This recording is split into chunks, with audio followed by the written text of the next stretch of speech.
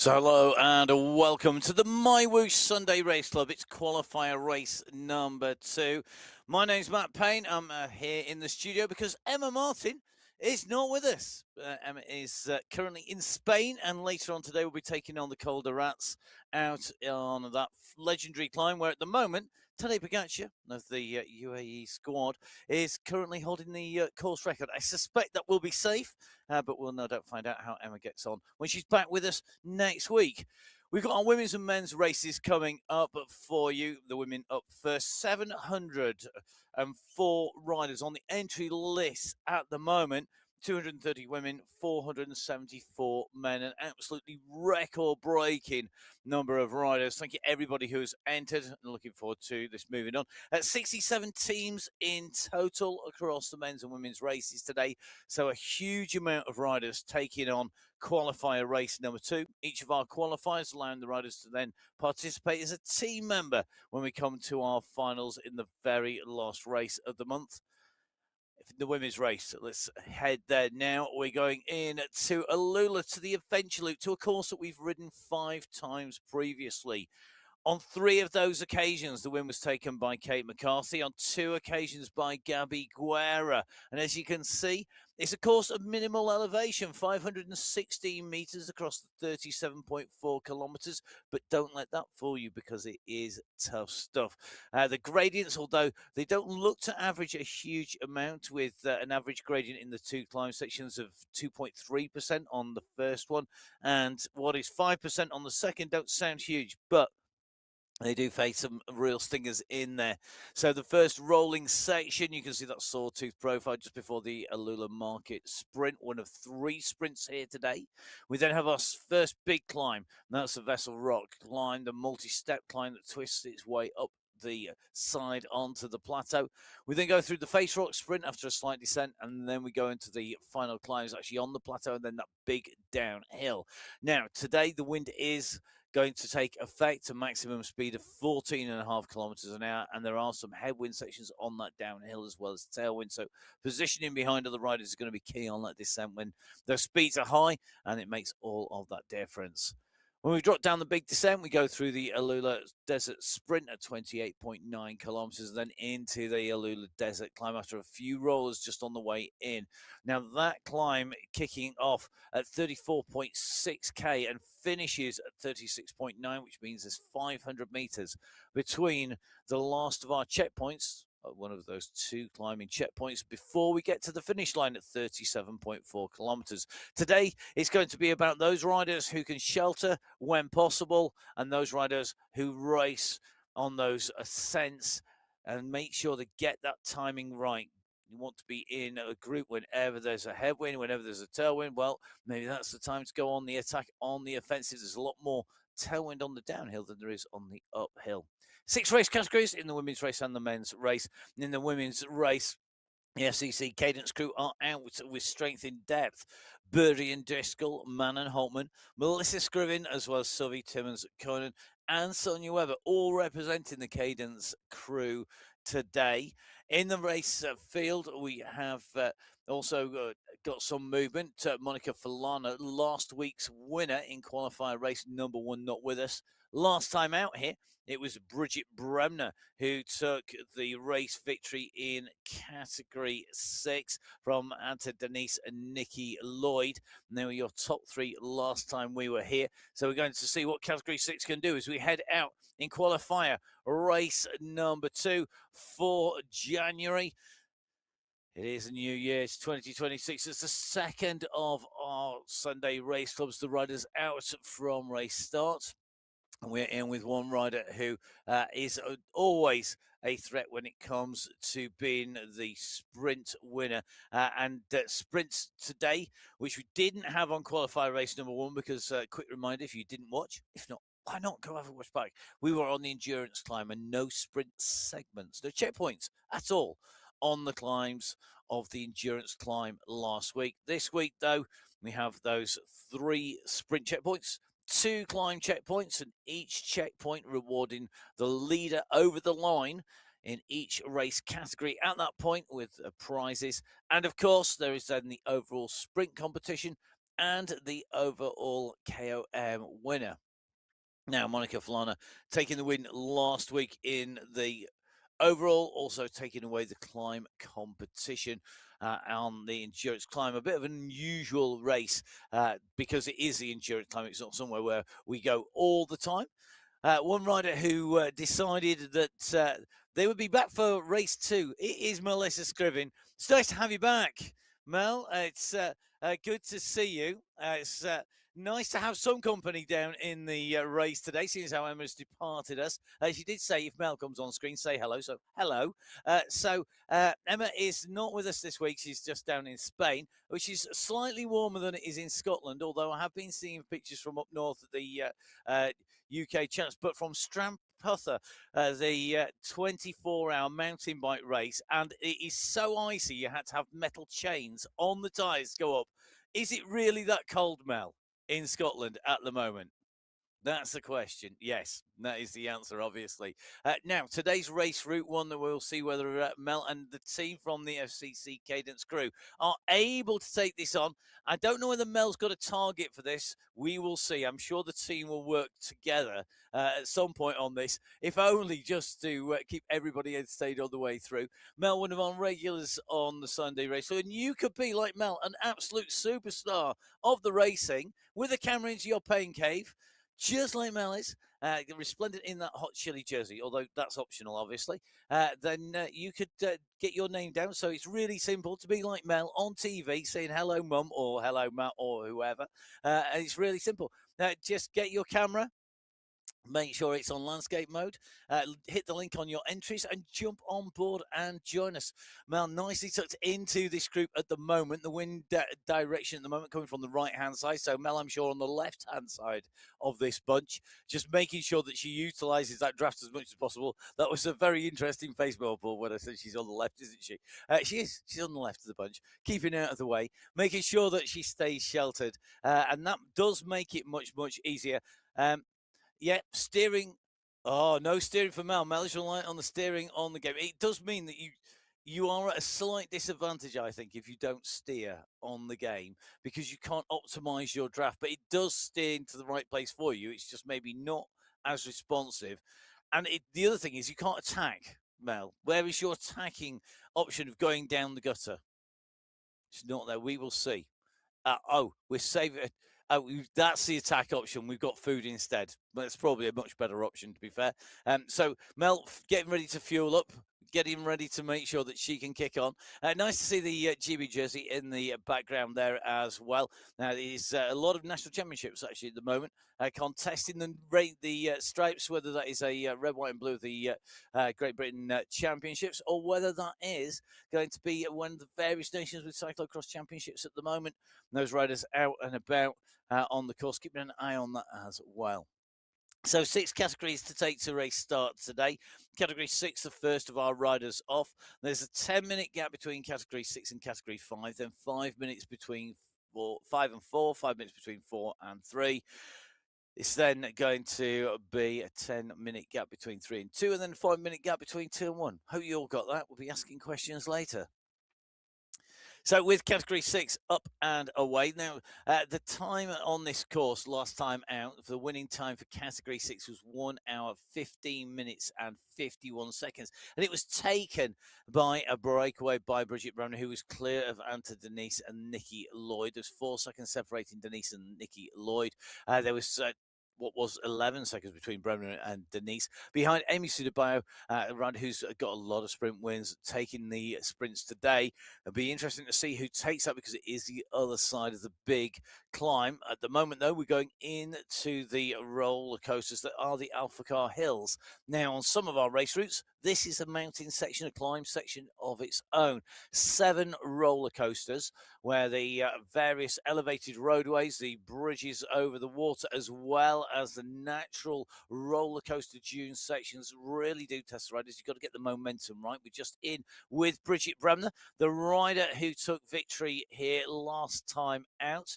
He actually set what was a 5-minute and a 20-minute power best on this course last time out, when she was here to take away that race victory, and that translates as about 178 watts overall across the entire race. And with a 5-minute power of 223 watts, it gives you an indication of just how hard these riders have to go. At the moment, already seeing riders being distanced out of this front group. Top right hand side of your screen, you can see that we have our radar view, and that is showing that the course winding its way in and through these left and right hand sweeping bends, with each of the riders represented by a disc. Each of those discs is a purple disc. At the moment, Mel Scriven just on that free wheel section on the way down, breathing hard here, trying to get some recovery. Drop that heart rate on the way through. Nice technique there. May get the recovery, then big sprint back on, recover and sprint. It does allow you to get into the group, but trying to get in before that downhill, absolutely critical. So this is where Mel really wants to get into those wheels before that descent, because then she'll get that draft advantage. The draft advantage can be huge. Current studies show that if you're in the middle of a big bunch, a massive bunch, you can put in between 20% and 50% of the energy of the rider on the front, because you don't just get pulled along by the fact you've got less drag, but you're also getting pushed from behind because you are actually creating a barrier from the riders behind pushing you in. So absolutely key to get on board, but you can see the damage that is being done. We are currently at 4 kilometers into what is a 37.4 kilometer race route at the moment. This group on the front of 4 riders really are taking it to everybody else. Bridget Bremner, Angie Arias, who took 3rd last week, Brooke Donoghue really on form here with Georgina Jones. They've got the gap to Ferron, to Slezak, as well as Barker. And those riders behind, you can see just distance on the way through, and it's the power of Bridget Bremner at the moment that really has put the damage in to the rest of the riders. Donoghue, along with Arias and Jones, just about holding in contention. Ferron is not that far behind, neither is Slezak, but I think they're going to find that if they keep on pushing, this is going to come down a real small group really quick. Now, this section of roller coasters ends just before we drop into the first of our sprint checkpoints, and that is the Alula Market Sprint. And that comes at what is 6.9 kilometers. So you can see there's still a fair way to go, but then we have a 7-kilometer gap between our sprint and our first climb, major climb, the start of that Vessel Rock climb. So bigger groups, if they get together, are going to be key. So if the riders are distance, getting together as a group, finding somebody to shelter with is going to be really, really critical. So Category 6 well underway. Category 5 will be our next set of riders to go. Each of our groups of riders identified by that jersey. So the riders in purple are our Category 6 riders. It does have a 6 on the back as well. In the light blue, it's Category 5, and we actually have with us 4 teams of more than 3 riders. The big team, though, is the Cycling District 5 squad. Cycling District, the team from the Portugal region. In fact, we've got riders from Portugal, from Brazil, and from Colombia with us in the Cycling District 5 team. The Aeronova squad have 3 riders, as do the Fem Cycle Collab, as do the Phoenix squad as well. The riders for that Cycling District 5 squad: Helia Santos, Jacqueline Almeida, Lady Gerardo Montoya, along with Mariana Libano and Sofia Rodriguez. Last week, it was Mayenhout from Santos, from Alzette, Majuska, and Hermansen rounding out the top 5. Who's going to take away top spot today? Who will be in the top 10 riders individually, which is where those prizes will be allocated. The top 10 riders individually able to capitalize on that and to take away the individual prizes in the race. In the prizes for the team only come into effect when we come into that finish, as we see German Prado, one of our absolute superstars, with us once again. I hope everything's going well, German. Good to see you. Good morning where we are. I think it's probably lunchtime where German is, or heading that direction very fast. And German, of course, continuing to race here in Category 5. Great to see you. Looking well and nicely tucked into this group already. German, one of our regular riders, a multi-time national champion, German Prado, and definitely looking forward to seeing her journey as she continues through what is currently pregnancy and continues, I'm sure, with her journey in terms of racing. Now, it's something that we see on a regular basis, is riders basically racing their way into and through their pregnancy. And of course, you don't stop being an elite athlete just because you're pregnant. Basically, you retain that because you're just busy looking after somebody else as well on the way in. So multitasking, as well as the racing, multitasking looking after a little person, which is fantastic to see. I hope you're really enjoying that and looking forward to another adventure, a slightly different adventure to racing on MyWhoosh, that's for sure. German took nicely into the group at the moment, and at the moment, certainly looking like she has got the race well under control where she is at the moment. We'll see how that plays out as we go further into the racing here today. So at the moment in Category 6, we're in with Bridget Bremner looking to take away the first of our sprints here today. And it's Bremner who's going to lead them through the sprint section. So there are 5, 4, 3, 2, and 1 points on offer in the Sunday race. So each of our checkpoints, each of those checkpoints with prizes awarded just for the very first rider through, but all the points being added together throughout the duration of those sprints to give us our sprint winner overall, and of course being added together in the climbs competition to give us our climb leader overall, and those leaders then taking away prizes on the way through the Alula Market Sprint now with Category 6 going through, led through by Bridget Bremner. Bremner goes through with a 5-second gap to Brooke Donahoe in second, taking 4 points. Arias taking 3, Jones taking 2, and it looks like it is going to be Sandra Aparicio who goes through with those. That's Sandra Aparicio. Ferron goes through with 1 point, takes the last of those 5 points as we drop in with Category 5. So Category 5 riders at the moment, we're in with Tanya Howeiler. Tanya, one of our regular riders. I think this route was really going to suit her. It's a tough route, and I think it's the sort of race route that's really going to see her really excelling on the race here today. In Category 5, the time that Tanya's got to beat from last time, well, the winning time last time was set by Shanna Martinuski with a 1 hour, 9 minutes, 51 seconds. So Tanya from Germany has the Brazilian rider's time to beat from last time.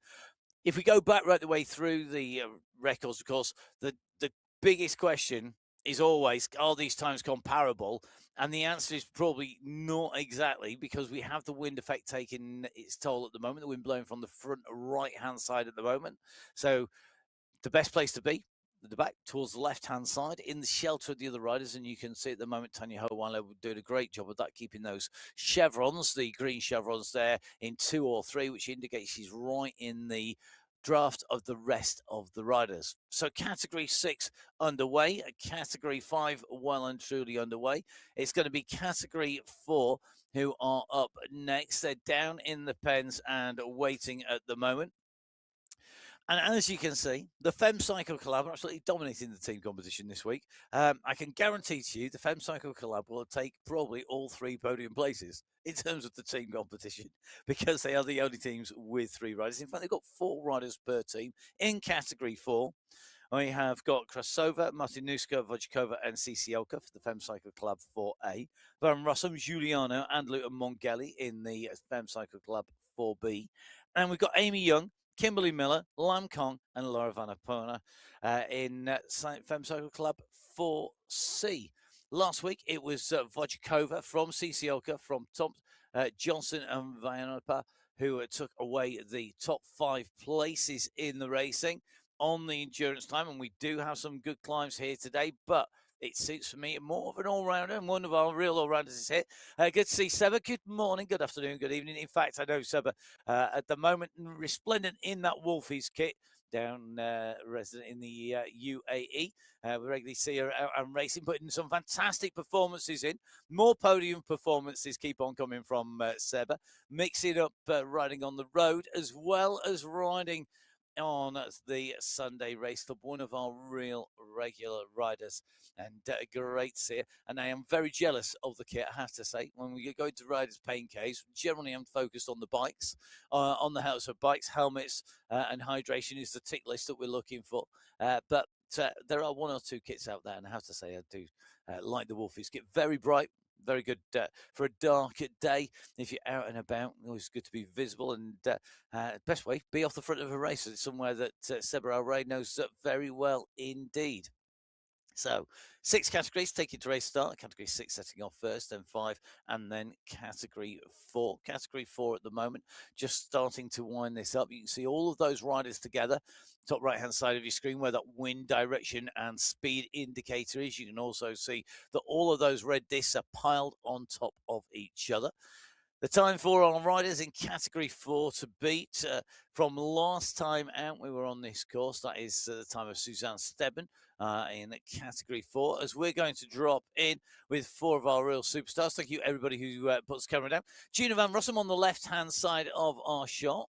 Good to see. It's good to see Palmer Mongelli, a slightly more subdued pain cave, much more subtle than normal. Still got the Happy New Year. Happy New Year, Palmer, and Happy New Year, everybody. Good to see Seba, of course, in there. Third from the left, we've already jumped in with Seba. And Gina De Grazia, definitely a rider to watch. Great sprint, Gina De Grazia, fantastic sprint. And very good climber as well. A real all-rounder. And definitely a rider, I think, who today will be looking to really be right at the front of racing. All 4 of these riders could be our race winner on our screens as well. All of our riders here have taken wins. All of our riders here could well be the riders to figure. All can climb, all can sprint, all know how to ride in that draft. All absolutely consummate professionals. Only one, though, is assisted by the cat on the table beside her, and that is Palmer Mongelli. Palmer with who needs Christmas decorations or New Year festivities when you've got the cat coming as a supporter in the background in your pain cave and keeping you company whilst you're racing. Interesting to see that Paul Mongelli's also gone very Italian there because that looks like a bottle of fizzy water in the background as well. So lots of different hydration for all of our riders. The Category 4 group still coming along nice and smoothly here. And I think this is a very considered start here by Category 4. They know when they go to those roller coasters, which you can see Category 5 are already hitting, that they need to be ready to go. Put too much energy in too soon, and you're going to be in trouble. A Category 5 race field of 36 riders taking to race start after the 35 of Category 6, and the Category 4 riders, 40 riders in the Category 4 race field. And they set off just ahead of Category 3, who will be our next set of riders to leave those start pens. They're due to start in just over a minute's time. Category 4, though, starting to hit those roller coasters. We'll dive back in with them very shortly. So in with Category 3, we have 2 squads with more than that prerequisite number of 3 riders in there, although there are more teams with 1 or 2. The teams with more than 3 riders, with 4 riders. We have the Cycling District 3 squad, Cycling District from the Portuguese origin, although riders today from Brazil, from the United Kingdom, and from Portugal. Caroline Manfrom, Holly Bergin, Karen de Pavia, and Liliana Silva for Cycling District 3. For the FCC 3, Fem Cycle Club 3, we have 5 riders, full complement, the maximum when it comes to our team competition when we go into our finals. So Angelica Roble, Hannah Hakkinen, Larissa Haibor, along with Sabrina Horner and Tilia Tulukas, all racing from Poland, from Finland, the Netherlands, and Germany. So a real European squad for Fem Cycle Club 3. It's time to go racing as the second half of our race field. Get ready to leave the pens here on MyWhoosh on the January qualifier race number 2. We're heading out onto race routes. We're heading out onto the roads of Alula. A quick reminder, if you weren't with us at the start of the show, 37.4 kilometers to cover, total of 516 meters of ascent. Our first big climb checkpoint, that climb 105 meters of ascent. The second climb checkpoint, that has 115 meters of ascent. our riders up and away. Some really fast riders here today.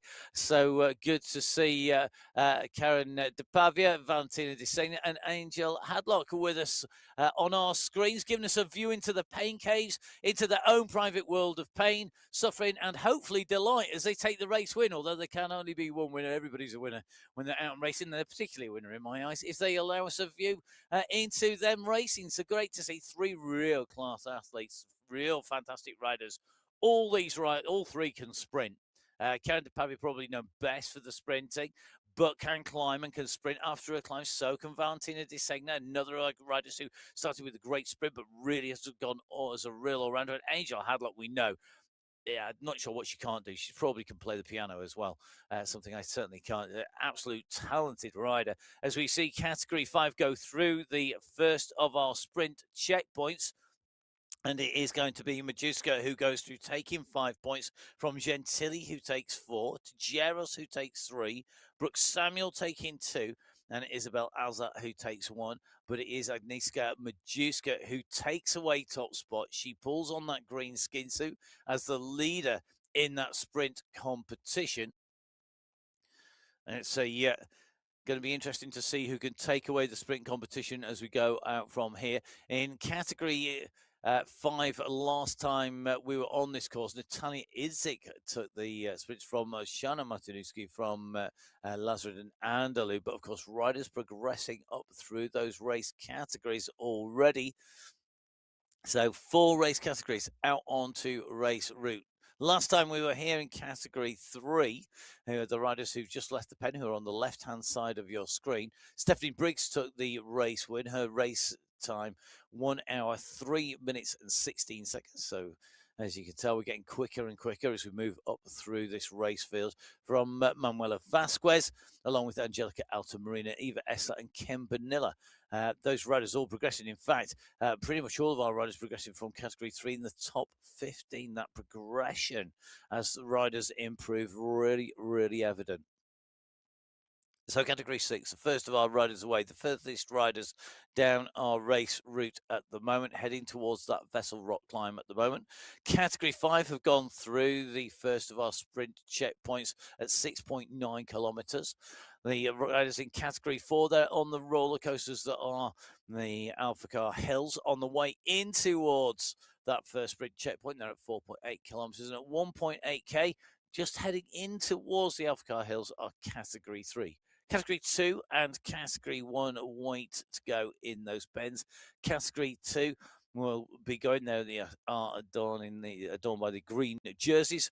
The riders in Category 1, well, they are sartorially elegant in yellow. As we drop in with 5 of our riders now, Kim Bonilla, one of those riders who we would expect to see in the mix here as well on our screen. So good to see Kim here. One of the regular riders in here. We'll be seeing whether she's able to take away the title here of taking away the win. Bonilla with a fantastic sprint really came to the fore when we saw her riding in the MyWhoosh Championship, the $1 million prize fund MyWhoosh Championship that we saw taking place in the summer of 2025 and in 2023 as well.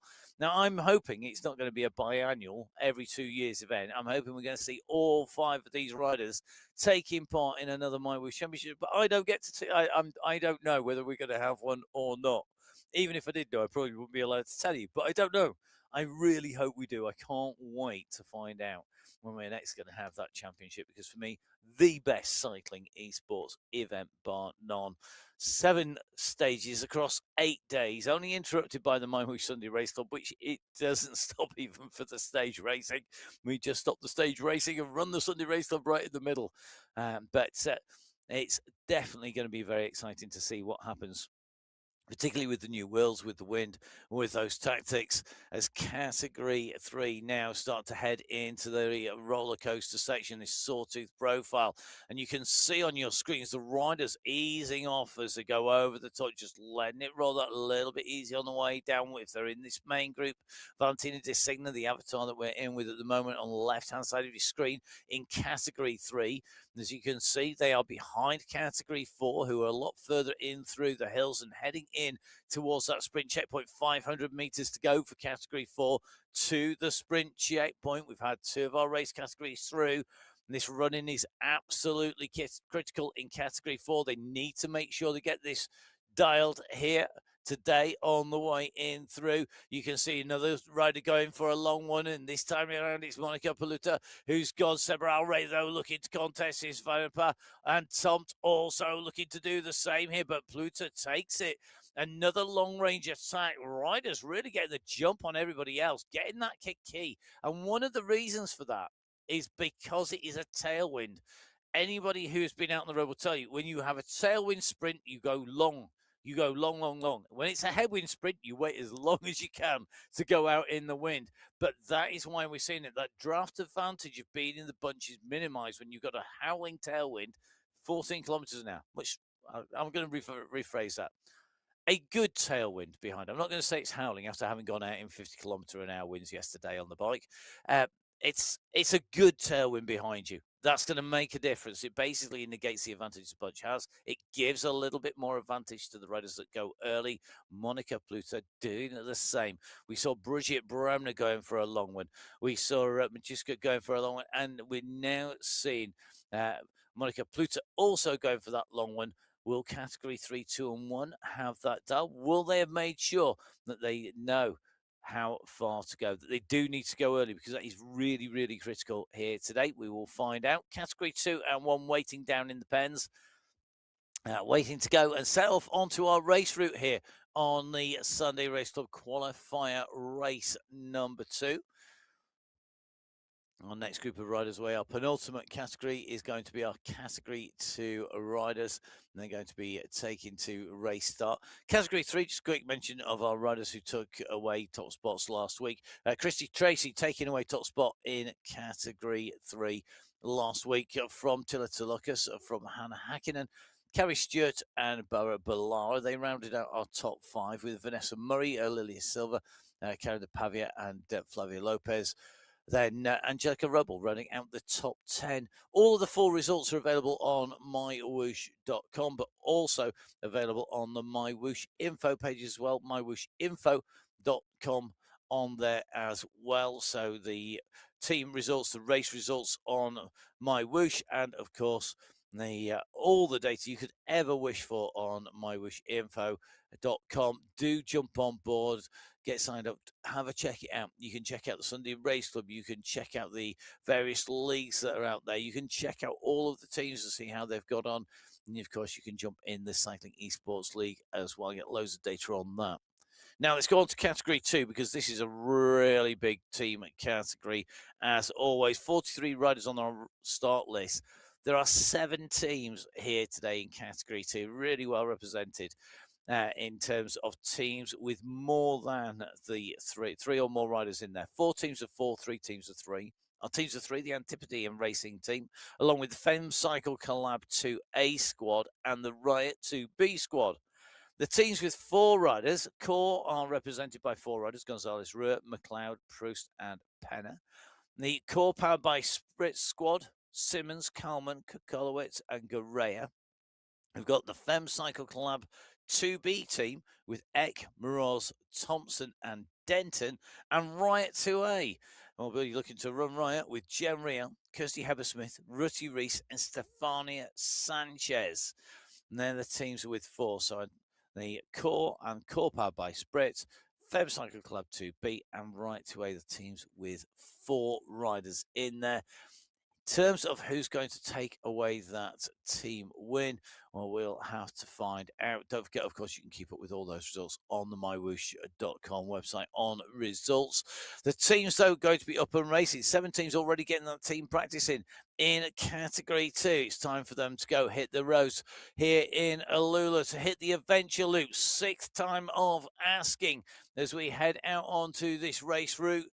The race-winning time last time out from Czesia Susnik was 1 hour, 1 minute, 41 seconds ahead of Charlotte Lucas, Jenny Eck, Katarzyna Wellner, and Roberta Bassoni. They were your top 5 when we were on this course last time in category 2. We're going to dive back in with category 3 here. Holly Bergen definitely was listening. She's gone for the long one. She's going to go through just ahead. Oh, that's what you call sneaking it. You could just see she did just enough there. So Holly Bergen is in action, fresh from what was a boxing class. I'm sure I saw Holly taking part in this week. It was either boxing or a martial arts class. So a fearsome fighter, regular competitor on the Sunday Race Club. A rider who's been racing the Yorkshire Cyclocross League. Plenty of AOPs in the Yorkshire Cyclocross League. AOP is basically hello in Yorkshire. It does have its own dialect. And Holly, part of at the moment the squad's out and racing. Good to see that she is currently resplendent in that green jersey in category 3. So Bergen already up and away, looking strong for that Cycling District 3 squad. Back in with category 2, in with Tiffany Penner. Now, Tiffany Penner, always worth a follow on social media, Tiffany, because a real good insight into lots of real great strength training. So many riders neglect core strength. Hello, that's me. Neglect strength training. Hello, that's me as well. And are basically just a walking time bomb waiting to fall apart because they just so specialist on the bike. The problem is that actually you're degrading your bike performance. Tiffany Penner, a real example to everybody of doing that core strength, of making sure you've got that strength training done, that you've got that solid platform, that you basically provide your body with the tools to keep on working and not fall apart just because everything starts like your hamstrings start tightening up and because you don't have that core strength in there. So definitely worth a watch. Real inspiration to get out there and actually do some training that's maybe not sat on the bike, but is going to make you faster and let you race for longer. So Tiffany, definitely one of those. The Canadian rider at the moment, just with the breeze blowing, just sat nicely in this group, looking to see what she's going to do when she comes in to the roller coasters. Category 2, the latest group to set off on the right-hand side of your screen. Our race leader in Category 6. On the left-hand side of your screen, Bridget Bremner continuing as she set off. At the moment, currently at the 17.8k marker. That's 600 metres and counting. On the way in towards the summit of the climb here today. The first of our climbs, the Vessel Rock climb. That summit is going to come. It may not come as quick as Bridget would like, but she's got a good gap at the moment. 7 seconds it is to Brooke Donahue. Brooke up and racing in category 6, looking strong at the moment, just coming around that right-hand turn, just behind Bremner, but then the gap has opened up, and we are talking minutes between our leading two and the riders in 3rd, 4th, 5th, 6th, 7th, and 8th positions. At the moment, Nikki Lloyd just currently rounding out the top 4, but side by side with Shellac and Holtman at the moment. So 3 chasing riders. They're chasing Donahue, they're chasing Bremner at the very front of this race. They set off first. Will they be the first to finish? Only time will tell. They've got to stay clear of all of the rest of the riders who want to do so. And the rider they need to stay clear of most is going to be Kate McCarthy, because Kate McCarthy is a rider who's taken 3 wins on here. The winning time last time out, 58 minutes and 1 second. On here last time around, part of the team that is the Ablock International team, with 6 teams with more than 3 riders. The Ablock International, though, the team with the most riders. They've got Kristen Kolczynski, Lisa Hermansen, Maria Holcroft, regular podium rider on this course. She's been a podium rider on this course almost as many times as McCarthy and Guerra. McCarthy in there and Soderstrom on this course. The FCC Endorphins, the Fem Cycle Club Endorphins, they've got 3 riders, Kittle, Tomasi and Koistonen. The Fem Cycle Club 1A and 1B, they both have 3 riders. For the Fem Cycle Club 1A, Van der Vliet, Tidholm and Larson. For 1B, Haag, Goslander and Susnik. Susnik got a good course record, good track record on here. The teams with 4 sandwiched in between. Well, Camilla Arberg, Elizabeth Van Heuling, Elise Gallegos and Marlene Bjerhard for the breakaways. But in the sweat sensations, you've got Nicole Mayer, Merle Bruni, Catherine Fuhr, and Gabby Guerra. One of only 2 riders to win on this course. Guerra taking 2 wins on this race route in 2025. Her win's coming on the 17th of August as well as the 4th of May in 2025. I'm sure she would love to open her account here today with a win as we take a look down on those riders leaving the pens at the moment. Now, I'm just taking a little bit of a dive down in here. On our start list in front of us, we have got Kate McCarthy. Not on the race field today that I can see. Kate McCarthy looking for those rainbow banded white jersey, the rainbow stripes on a white jersey. Not seeing them at the moment here today. So it may well be the door is open today for Gabby Guerra to take advantage of this here today and add to her wins. This would equal the number of wins by McCarthy today. McCarthy with 3, Guerra with 2. Category 1 up and away. Last week it was McCarthy from Guerra from Alberg, with Bruni and Kolczynski rounding out the top 5. Tomasi, Meyer, Gallegos, Koistonen and Van Heuling rounding out the top 10.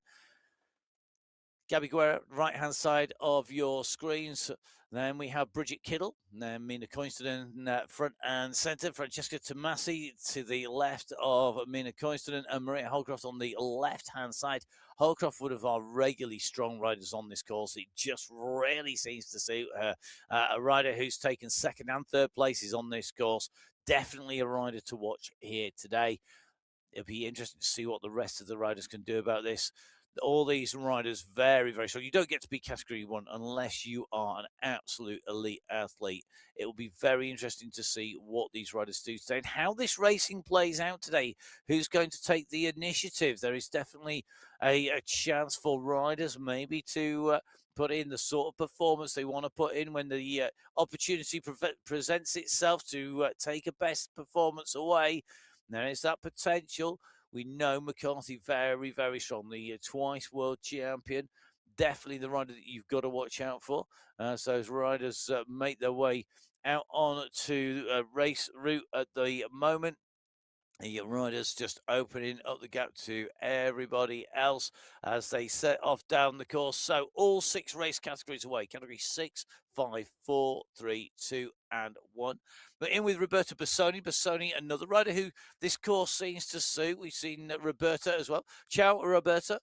So good to see Roberta Bassoni, one of our regular riders, ticking a lot of the boxes because we can see bikes in the background, which is always good. As in the background, I think there's a helmet just on show behind as well.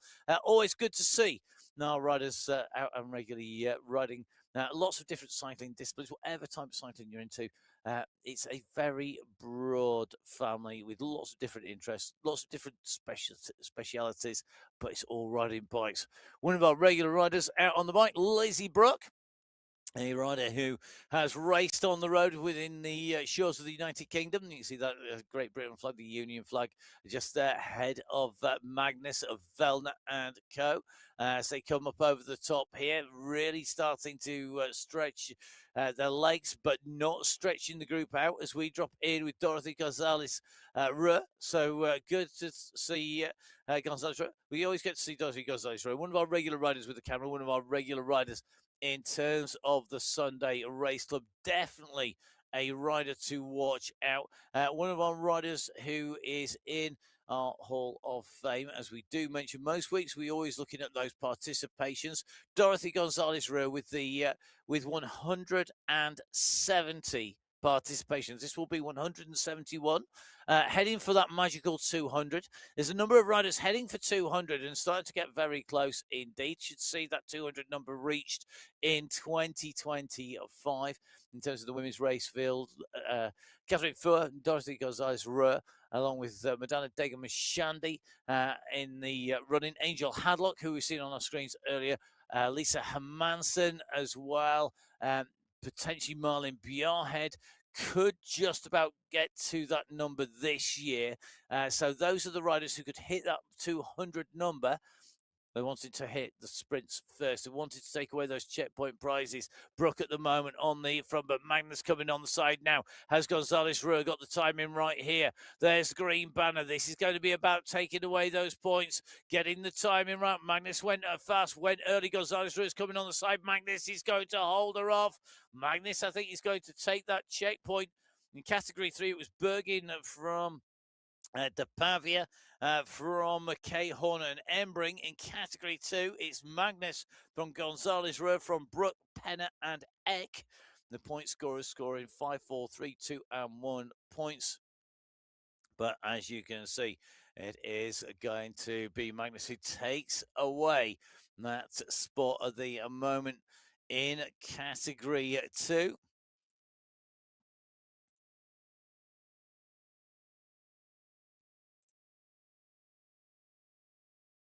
So category 2, right-hand side of your screen, currently at 7.4 kilometres, really motoring through once they hit that sprint and continuing onwards. Category 1, while they are currently just making their way into those roller coasters of the Alphacar Hills, just making their way up on to the rollers that will take them in through towards that first checkpoint. Got to say a big congratulations to one of our Category 2 riders who's moved to Category 1, Katerina Karamani, who's moved into Category 1 at the moment. I got to also say big congratulations to Dana Wagner, one of our Category 1 riders. Took the German title in the cyclocross in her age group yesterday, the German Cyclocross Championships. Multi-time national and European champion, in fact, Dana Wagner. So one of our multidisciplinary riders. As we go in with Nicole Mayer from the United States of America, just making their way through these left and right hand turns, nicely tucked into the group here. Lots of draft being taken. You can see on the center top of the race screen. There are 3 chevrons when the rider's in the most draft, 2 when they've got still good draft, but not quite in the perfect spot. 1 to say needs improvement. And if you don't get any draft, then you're doing a lot of work there. You're really pushing on, particularly when you're traveling at 42 kilometers an hour over the crest of the hills and down into the descents. That speed picking up as we go down this descent, 55 kilometers an hour, 56, that speed building up. Then, of course, we'll hit the rise, and then that speed will slowly work its way off. And then it's about carrying that momentum as far as you can, making your way up and over the Alphacar Hills, a series of roller coaster hills, up, down, up, down, up, down, 7 rises on the way through. Unlike the Vessel Rock climb, which although it is stepped, it's definitely not a roller coaster. It's all about getting up. It's getting up to the top in the right place, and that is at the front group. You've got to treat this, I'm going to use an Emmerism here, as a summit. Each and every one of these top of these climbs, it is a summit, it is a finish line. Each finish line takes you a little bit closer to the ultimate finish line up on the far side. And you see that course profile on the top right-hand side of your screen, red line at the moment. So the riders making their way across, their position marked by that vertical yellow line with the triangle above it. And as you can see, the rider's going to be coming into a slightly bumpier section where they take a little bit of a drop down, building momentum to come a little bit further into this climb. It is a little bit of an opportunity just to take on board a little bit of fluids, a little bit of fuel if you can, but you don't want to break the rhythm. You don't want to break the pace because it's not long before you have to accelerate again. This climb finishing at the 18.4 kilometer marker. Category 6 already beyond that point. So Category 6 going over the top of the Vessel Rock climb. And Majuska taking those 5 points from Howeiler in second. Samuel in third. Hermansen in fourth. And Sudibayo in fifth place in Category 5. Category 6, it was Bremner from Donahue coming through. It was then going to be all about what the riders could do as they came in towards the second of those checkpoints. So checkpoint 1 done and dusted for our first 2 race categories. Category 4, the next set of riders who will go to the top of that climb. They're at 17.2k and on the right-hand side of your screen. Left-hand side of your screen, the attack going on the front, going through the Alphacar Hills. There's going early and there's going really, really early. This is really, really early here. This attack here by Lisa Hermansen. Very much Hermansen, a rider with repeated sprint kicks, very much able to put the kick in and attack and then keep on going and then ease back and then attack and go and attack again. Definitely got that repeated sprint. That is very much Lisa Hermansen's style. Puts it in over the top there, just kicks on, but the group is coming up behind. And of course, they're looking for that sprint checkpoint at 6.9 kilometers. Well, Katerina Karamani acquitting herself well. Congratulations and commiserations, Katerina, here in Category 1. Rider who we said was going to make it. And I'm sure Emma, I think, was planning on watching before she headed out to the Col de Rats out in Spain. Out on the training ride there. We'll be very, very pleased because she took Katerina Karamani as a rider for the top. In and racing with Category 1 here at the moment, out of the saddle on this run in towards the line, but the gap opening up at the front at the moment. Hermansen with that repeated kick going once, going twice, goes again and takes away that sprint. Well, it shows you that she's out here to make her mark. So, coming through the Alula Market Sprint. Our riders in Category 1 come in and through. Hermansen's time there, a 10:54. And that gives you an indication of just how slowly Category 1 have ridden overall to go in to that checkpoint. Bremner goes through 11:49 in Category 6. Majewska in Category 5, 11:18. Bluta goes through in Category 4, 10:54. It's a 10:30 for Bergen in Category 3, a 10:20 for Magnus in Category 2, but then it's a 10:54.953. So basically, fifth slowest time for Category 1 for Hermansen, who went through ahead of Kiddle, Alberg, Tomasi, and Mayer in that order. The Category 1 leading group at the moment. Now, in terms of riders who are all together at the moment, 22 riders in the leading group in Category 1. Now, as we go to the top of the climb, and Gina van Rossum goes through at the front of the race here at the top of the climb. It's not a massive gap, though. Not a massive gap. So at the top of the Vessel Rock climb, so the first of our climb segments, you remember, we climb onto this plateau. The first climb segment is to get onto the top at the top of that 4.5 kilometers. Gina van Rossum has gone through. I'm sure that's kind of a smile combined with sucking up some oxygen there for Gina van Rossum, the rider from the Netherlands, doing a phenomenal job. At the moment, so she's got the gap on the rest of the group in terms of points because Van Rossum taking away top spot as she goes over the top of that climb in the Category 4 race. Van Rossum with 5 points. It's going to be Baran with 4, then Krasova with 3, Carolus with 2, Weinenpaar with 1 point. And the riders going through one long line of riders as they went over the top. The first big gap really behind our riders, I think, probably not coming by my reckoning until we've seen the first 23 riders over in Category 4.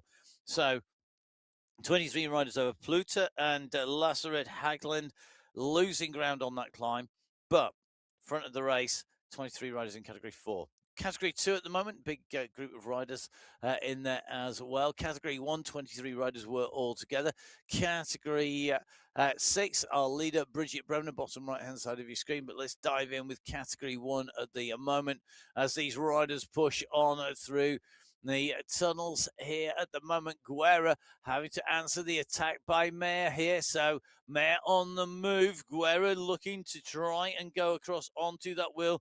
And then Guerra knows that this is her potential opportunity. A teammate, though, on the move here. So very interesting. Could well be team tactics. Can the two break away together? It guarantees you're both going to be working on this race route. If the pair of you can get up and away, the problem is that Guerra's gone. And she's gone hard here. The question is, what can she do about the rest of the riders? Now, we're going to have to see because Mayer, according to our time checks, is 8 seconds up the road. That would indicate to me that that is going to be potentially Van Heuling alongside at the moment. We're just going to have to keep a check on this as these riders push on.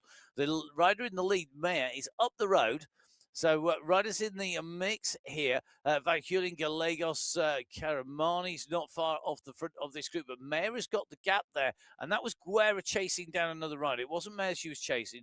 No, it was chasing down another rider. So Guerra doing the teammate thing here, pulling back riders who are in the mix, but up the front, Nicole Mayer, blue cap here at the moment, has got the gap. Guerra patrolling the bunch. Mayer looking to go down the road. So Guerra's role as teammate, patrol the bunch. Don't let anybody come across on their own. If somebody's coming across on their own, join them and make it two from your team up at the front. Mayer's role at the moment, count and ride. What a fantastic move by the team. Fire Nicole Mayer down the road, a massive threat to everybody else. Everybody else is going to be thinking, we need to get this back. Somebody's going to have to work. They're all looking at each other at the moment, and they've got an 8-second gap to close down because Mayer is tapping out a phenomenal rhythm here at the moment. Nice revs here, 84 revs per minute, nice and controlled. Out of the saddle, just on this little rise up over here, round this turn, keeps that pressure moving down at the moment as she continues to kick on. Guerra is behind at the moment, and Guerra has jumped clear of the group. So Guerra looking to get across this gap. Guerra's gone at 7 watts per kilo.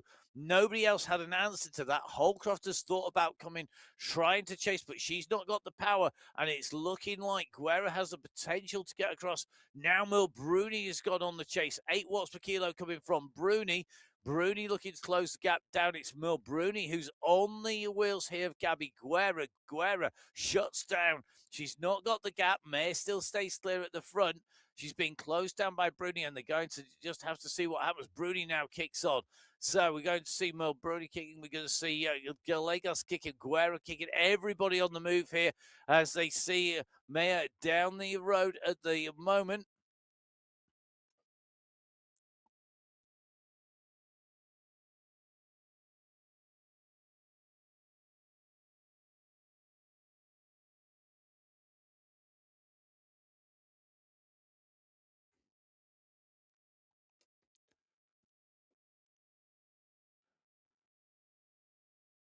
So in with category 1, these riders at the moment now at 11.6 kilometers to start the climb, 13.9k. There is one little pimple, one bump for the riders to get up and over on the way through before they get there. It's absolutely nothing in terms of an ascent. However, it is going to test the riders' legs if they're on the limit. Mayer still clear in category 1 at the moment.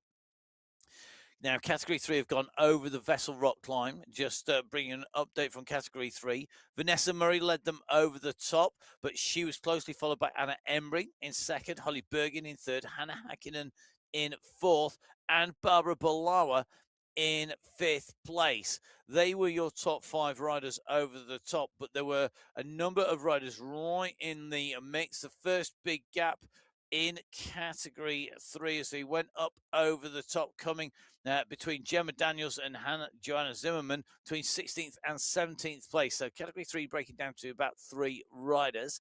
Meanwhile, Bridget Bremner at the 28.9k mark, or soon will be, is about to go underneath the banner. Brooke Donoghue, her companion on the journey here to the finish line. The 2 riders with what is now over 3-minute lead. Bremner and Donoghue go underneath the banner. Bridget Bremner hoovering up the points here. She takes away the maximum points and increases her lead in that jersey. In the green skin suit, she's also got the climb skin suit. Donoghue at the moment, the rider who is in second place, still holding the wheels, but we'll be thinking, what can she do about Bremner on a course that Bremner very clearly loves? And we've seen that time and time again.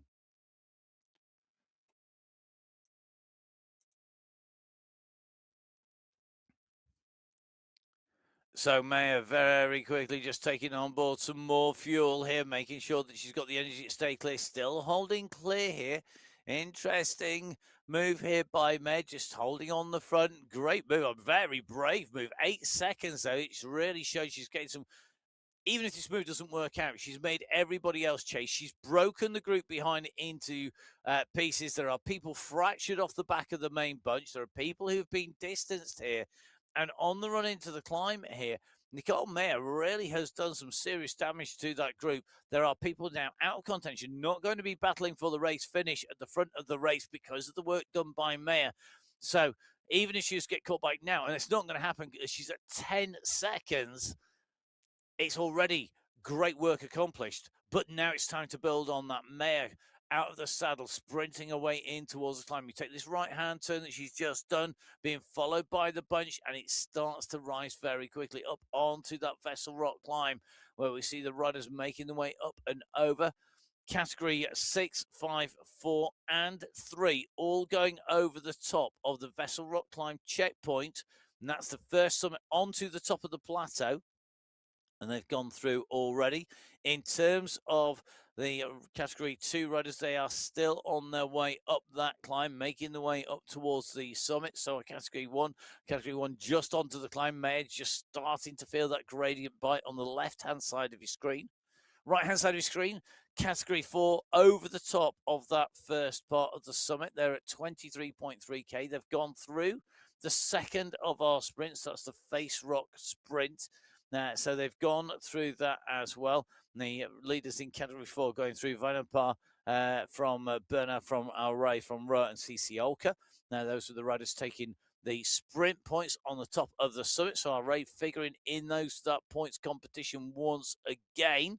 A rider, though, who led them over the top of the Vessel Rock climb in that polka dot skin suit, just looking to hold the two riders in front. Gina Van Rossum, a really interesting battle, Sebra Alray versus Gina Van Rossum.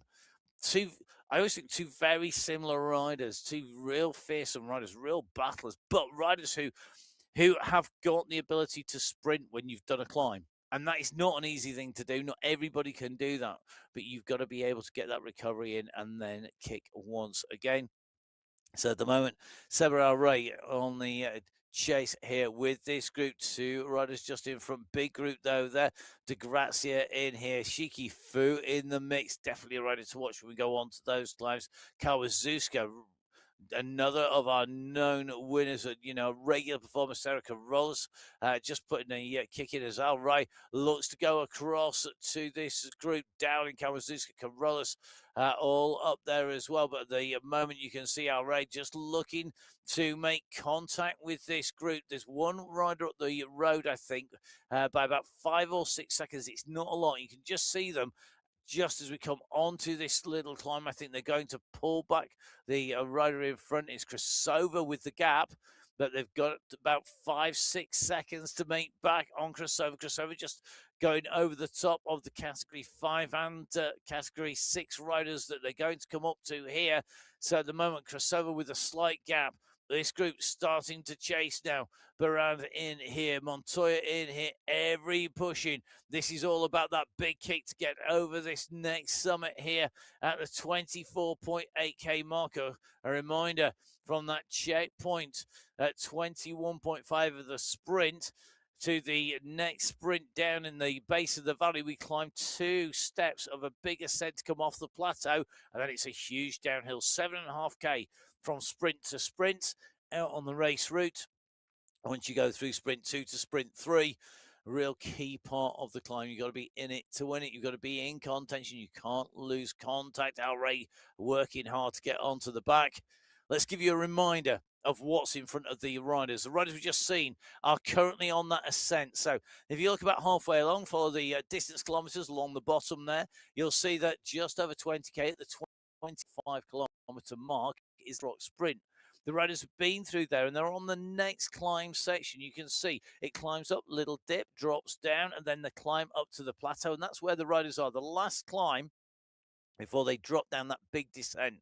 The descent, though, twists and turns. And because of that, you can see that we've got that red and orange headwind sections in there. That's where the wind's at its worst. That's where on that descent it's going to feel like somebody's suddenly thrown the brakes on the bike. And then you go into that slight tailwind as it weaves its way down. That descent is going to be very stop-start because of that. It's about keeping that pace down into the run into the final climb. go through the Alula Desert Sprint, go over those bumps on the way through. They're smaller than the climbs of the Alfagar Hills. There's less of them. There are 3 little summits in a row, then a drop, and then a little plateau tabletop, and then we're on that final climb. The final climb, distance 2.3k as part of the climb segment, and 500 meters after to take you to the finish line. As on the Vessel Rock climb, category 2 on their way to take away top spot here today. We're going to see who's going to be able to take away victory on top of that climb. It looks like it's going to be Penna, who's gone through in the lead. Brown goes over in second place with Eck in third. Gonzalez in fourth. Moroz in fifth place. But my goodness me, category 2 now very close together. Penna going over the top. She's got literally a second or so to the riders behind. Just taking a run through this race field just to try and find where the first big gap is potentially between Rail and Briggs. Remember, Briggs, previous winner on this course, 24th, 25th place. Lip still not out of this at 28th place. So potentially best part of 30 riders in category 2 in contention as we drop in with category 1. This group has fractured. Bruni is in this group here up at the front. Guerra is in the mix as well. So is Gallegos, Van Hove, Van Heuling. This group is the leading group. This is the race lead. This is the battle for the front. Kolowitz just pushing on head because she's in category 2. She wants to stay clear. She's got Simmons and Bruce for company. There's about a minute between them and this chasing group of category 1 riders, and it won't be long till category 1 see them in sight on this section because we're on to the climb and it's on the run up to the climb. Gabby Guerra, remember, 2 wins so far. We got the 3 wins for McCarthy on this race route, and Guerra could equal that here today. Can Gabby Guerra come through? Can she beat the previous time? Can she beat the course record? Got to be inside of 1 hour. It's less than 58 minutes to take away the win here today in terms of a course record. It's all about, though, getting top spot here today. The door has been opened. Who is going to step through it first? Who's going to take away the race win? Guerra at the moment in a real fight here on the front. Road goes up. Guerra gets out of the saddle, dancing on those pedals. You can see just supporting that body weight on the arms there, just making sure she keeps on tapping that rhythm out. Nathan in the background. Congratulations, Nathan. Just say that now. He's been promoted to category 1. For this week, so be interesting to see how Nathan goes on. Really on the form. I've never seen Nathan looking so fast or Gabby looking so quick. The pair of them, that's one fast team down there. And at the moment, Gabby Guerra out of the saddle here on this climb, the Vessel Rock climb, making her way up as part of this leading group, really tapping out the rhythm. To Massey, though, looking strong on here, as we'd expect on a climb. The 2 medalists who are in the race from the 2025 World Championships, Tomasi and Guerra, out of the saddle here. Mayer in this group, having been absorbed on the way up this climb. Tomasi, though, leading this out, and you can look at the face of Tomasi. Tomasi has really got the focus on here. She knows what she wants to do. There's almost a smile on her face as she dances on those pedals. She knows this is her territory. This is where she shines. And at the moment, the sun is in the eyes of everybody else. They're all having to balance. Guerra now pushes over the top here at 11 watts per kilo. Guerra wants the checkpoint. She knows it's not far now. 18.2k covered. It's less than 200 meters to go. And Gabby Guerra has exploded from the bunch here. She's gone absolutely supernova speed here. Boom, straight through she goes. Checkpoint done. Mission accomplished. First points in that mountain climbing category go to Guerra. The tempo was set by Tomasi, but Guerra, my goodness me, she exploded out of that bunch. She rocketed up in front. She went ballistic, and that was what resulted in that checkpoint time. 28 minutes, 44.577 seconds. You can see that category 1 now, the fastest riders on the road from category 2. Category 2, the checkpoint being taken by Penna. In category 3 by Murray. Category 4 by Van Rossum. Category 5 by Majewska. And category 6 by Bremner.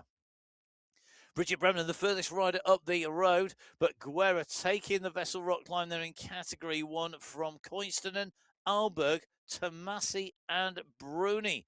So Tomasi, after having set that pace, drops back down as we go into Category 2 on the sprint at the moment of the Face Rock sprint. So this is after the descent from the first climb. Through they go, and Gonzalez Rua goes through. She takes maximum points in Category 2.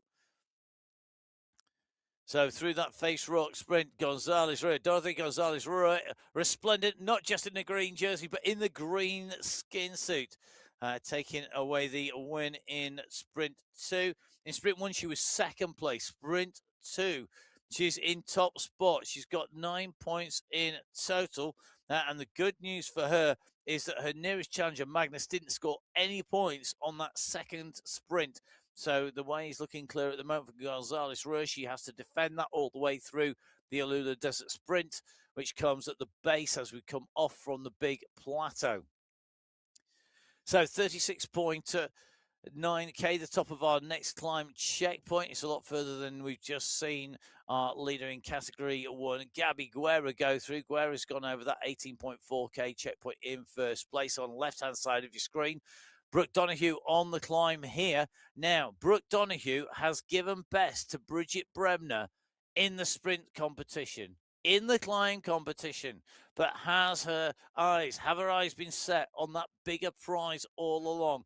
Is this Brooke Donoghue doing an amazing job of keeping the powder dry, of making sure that she expended as little energy as possible to when it counted? She's got 2.1K to go at the moment to get to the finish. She's got an 18-second gap on the right-hand side of your screen. Brooke Donoghue leading. Category 5, that group of leaders together. Category 2, we've just seen them come through the sprint. Big group all together in Category 2. As they went through that sprint, there was still a huge amount of riders in touch. Basically, 23 riders still in touch in Category 2 as they went over through that Face Rock sprint. Brooke Donoghue, though, leading Category 6 up the climb. Category 5 at the moment, they're not far away. They're just going over the little bumps that we saw between the main plateau and our final climb. At the moment, that group of Category 5 riders, Prado in here, Bago, Hermansen, Howeiler, real big group. Brooke Samuel tucked in here as well. Amy Sudabayo, I think, is just in this group as well, so definitely one to watch in Category 5. In Category 4 and 3, they're sandwiched in between the riders on your screen, because Category 2 at the moment are at 22.9K. The Category 3 riders at 32.2. Our furthest rider up the route, 35.6K for Brooke Donoghue, as our leader in Category 1, Gabby Guerra, left-hand side of your screen, continuing to push here.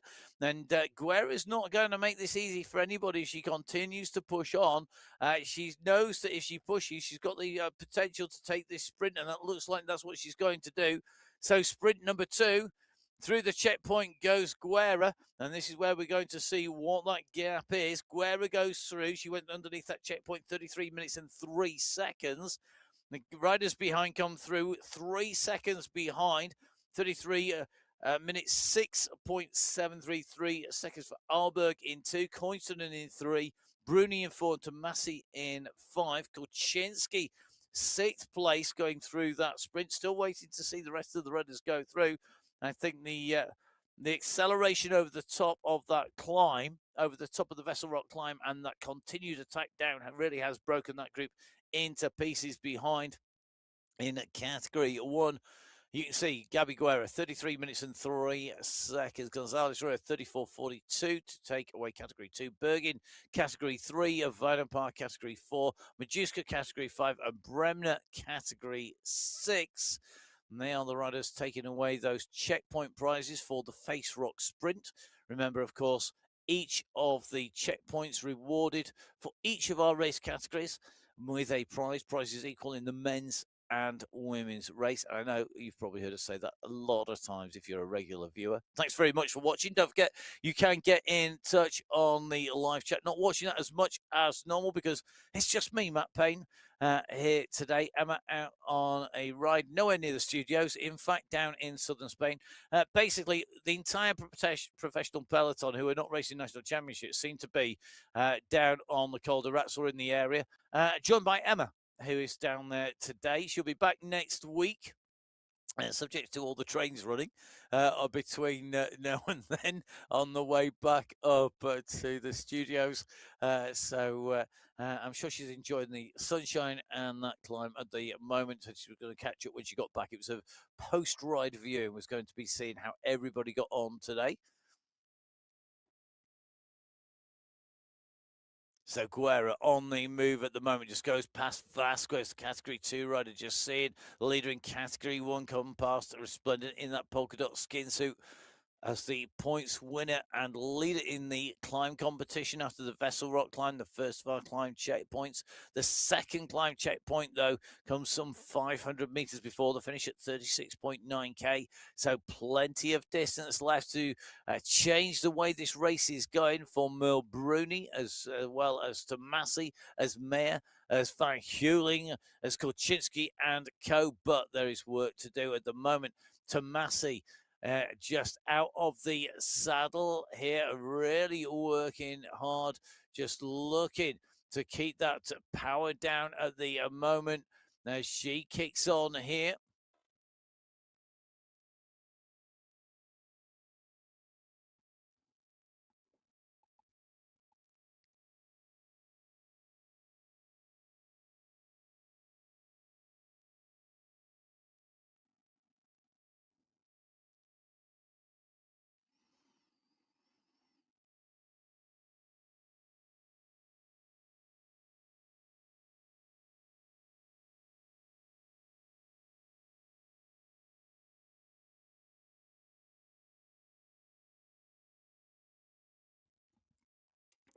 So in with our race leader at the moment, the rider who's set off in Category 6 in that race lead just goes underneath the checkpoint.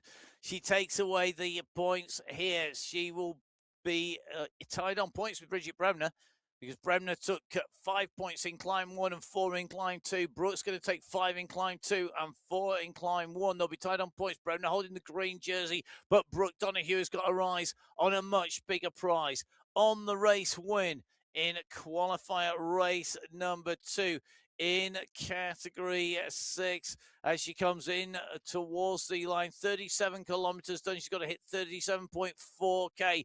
400 meters to go. Absolutely critical 400 meters for Brooke Donoghue as Bremner comes through behind. And now this is going to come down to that race for the line. Donoghue looking for the race win here today. Can she take it away? Will she add her name to the list of winners' names here in the MyWhoosh Sunday Race Club? Donoghue looking for the race when she can see the banner in front.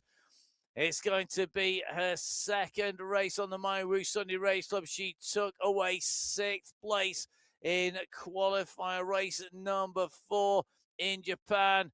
This time around, she's going to take away top spot as she sprints away up towards the line. Brooke Donoghue is going to take away victory. It's January on the MyWhoosh Sunday Race Club, and Brooke Donoghue takes away the win in qualifier race number 2. So Donoghue pulls on that yellow skin suit as our race winners behind. And it's Bridget Bremner who's chasing hard to come into the finish in second place. A battle is on behind her and sandwiched in between these riders is a whole host of riders making their way into race finish. Hermansen, though, at the moment in Category 5, looking to keep this pace hard with Prado. The 2 riders on the front here, Tijeras, Hawila, Majuska, Samuel, Bago, all at the moment trailing the leading rider, which is German Prado, really pushing on hard here. Howeiler, though, is holding on to that wheel absolutely tenaciously at the moment, gripped on there with Hannah Hermansen behind. You can see Samuel, Prado, and Howeiler on your screens, the two leaders. Prado and Howeiler are together.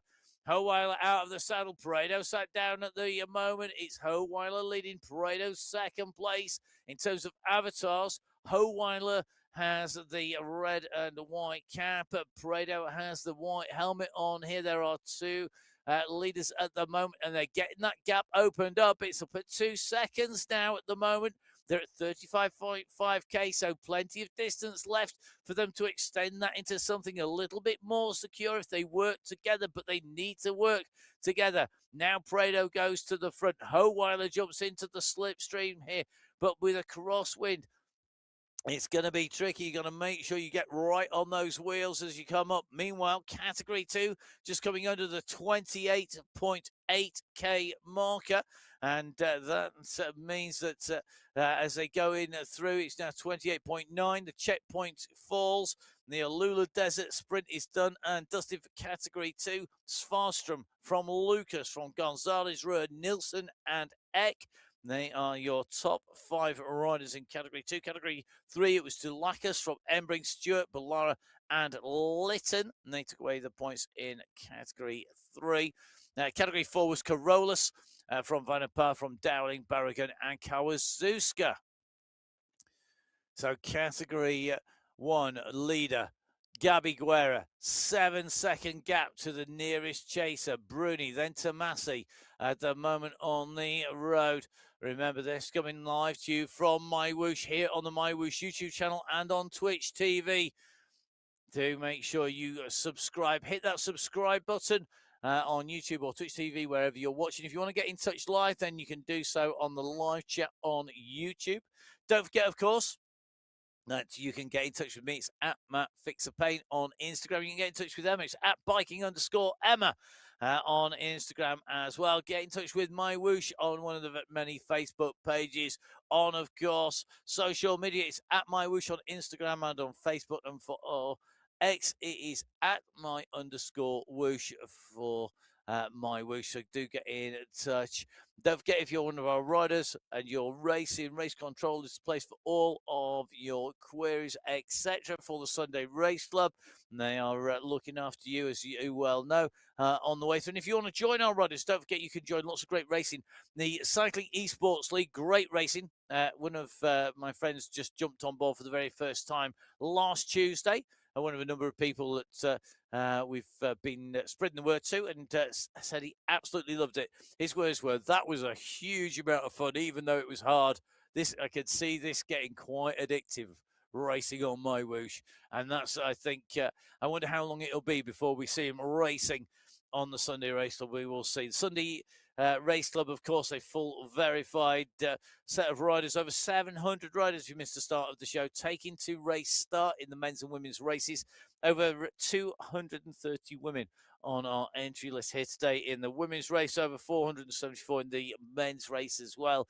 Gabi Guerra leading the fastest times through all the checkpoints now as she makes her way along. She's at the 28.6k. She's looking to take away another checkpoint prize, which is at the Alula Desert Sprint.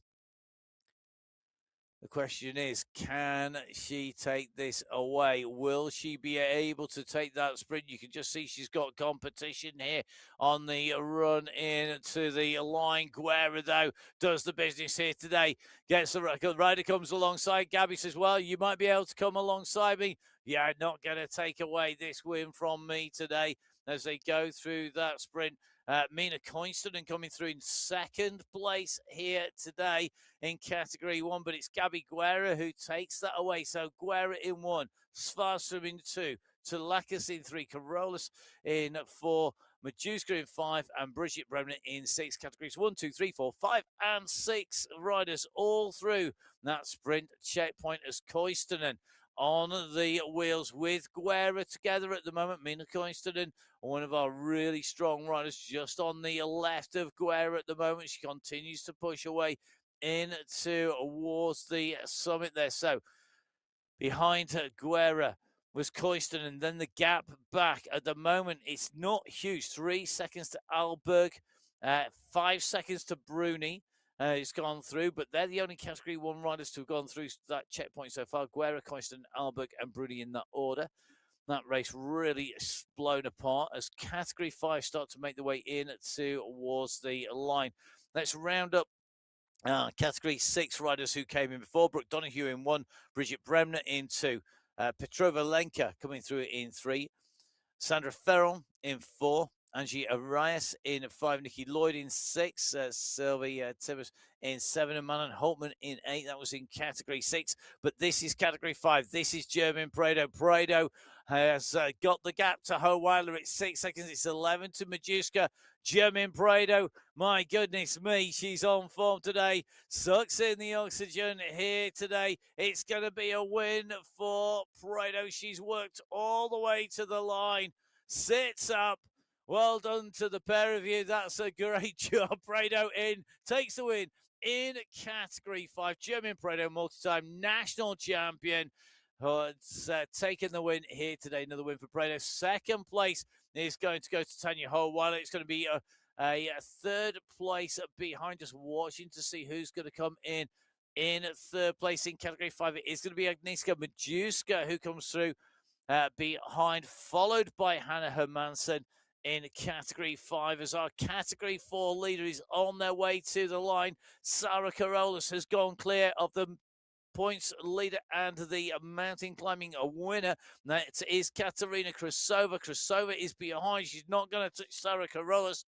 Carolus makes her way to the finishing line here today on the MyWhoosh Sunday Race Club in Category 4.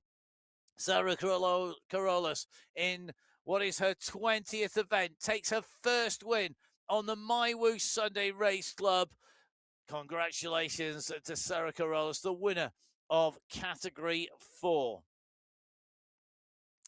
So Carolus coming through in Category 4, and you can see all these riders coming together as they make their way in and through. In with Vanessa Murray, the leader in Category 3, but Murray has not got this being handed to her on the plate by any stretch of the imagination.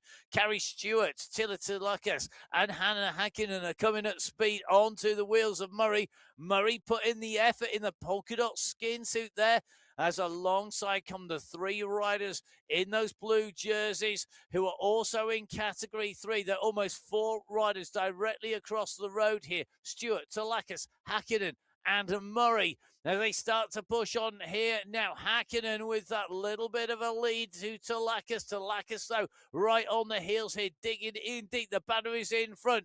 Murray's in third place. Stewart in fourth. I think Stewart is now going to have to produce something super special to get over the top.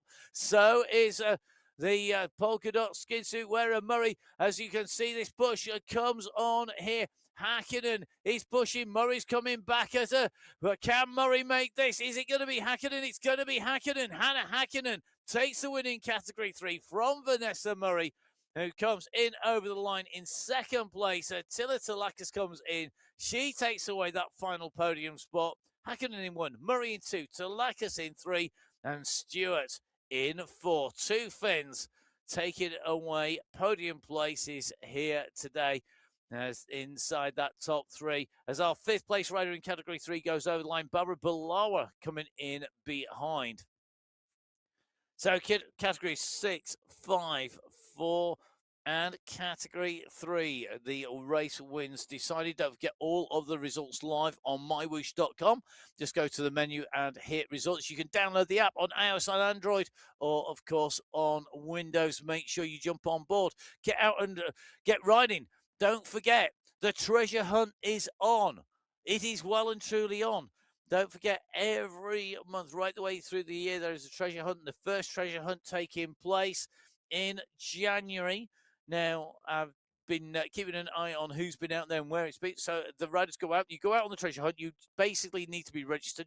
There's a few conditions. You need to have ridden 60 kilometers in the 7 days before the treasure hunt takes place. So that is one of the conditions. All the conditions available on MyWhoosh.com. You can check that out on there. Do make sure that you're registered in advance for the treasure hunt. All of a sudden, the window will open. There is 1 hour to find the treasure. It's in one of the worlds that are open at that point in time on MyWhoosh. Now, the window opened. There was a 1 hour window open. and the riders were out and hunting, and the treasure has been found for January, and it has been found and will be shared between 100 people.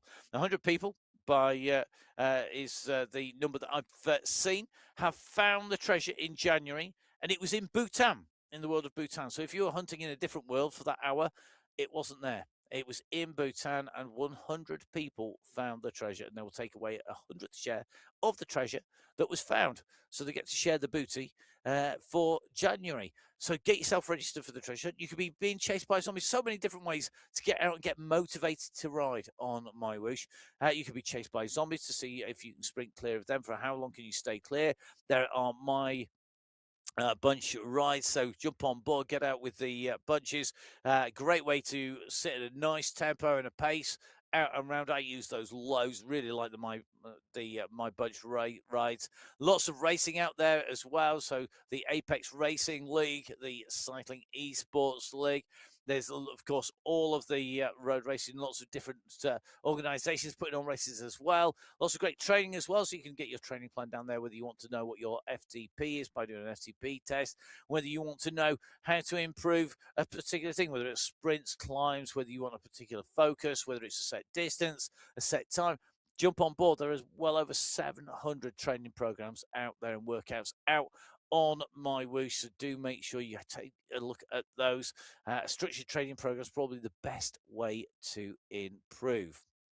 Now, leading group in category 1 is 2 riders. Mina Koistonen, centre of our screen, is the rider with the yellow jersey and the white helmet on the race screen.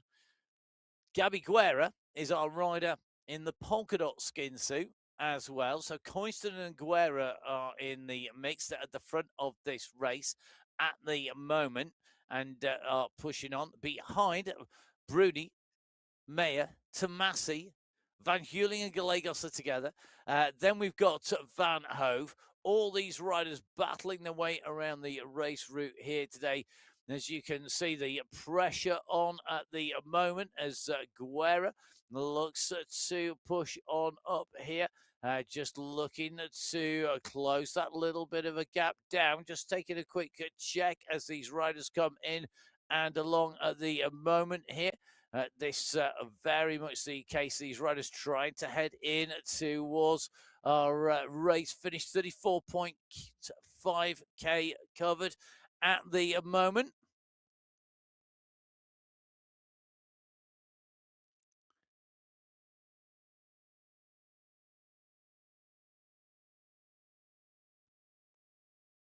So just taking a double check, we have 3 riders here at the front of the race. We've got a green jersey wearer as well. Our sprint leader is here. So we've got a sprint leader in the climb, in the trio of riders here. So we've got 3 riders. We've got Guerra in here in the polka dot skin suit. Koistonen figured is up in the mix. Just going to try and take a quick check back and work out who our sprint leader is in category 1, because the 3 riders on there in category 1 are the lead. I think it could potentially be Hermansen, but I'm going to do a double check here. Koistonen's definitely in the mix here, and I suspect it could well be Albo, but we're just going to take a double check as we come through, try and do the maths on all of the sprints as they've come through. I suspect it's Alberg who is there as well in that leading trio of riders. So at the moment, you've got Koistonen, you've got Guerra, and you've got Alberg. In fact, there we go. It is confirmed on our screens.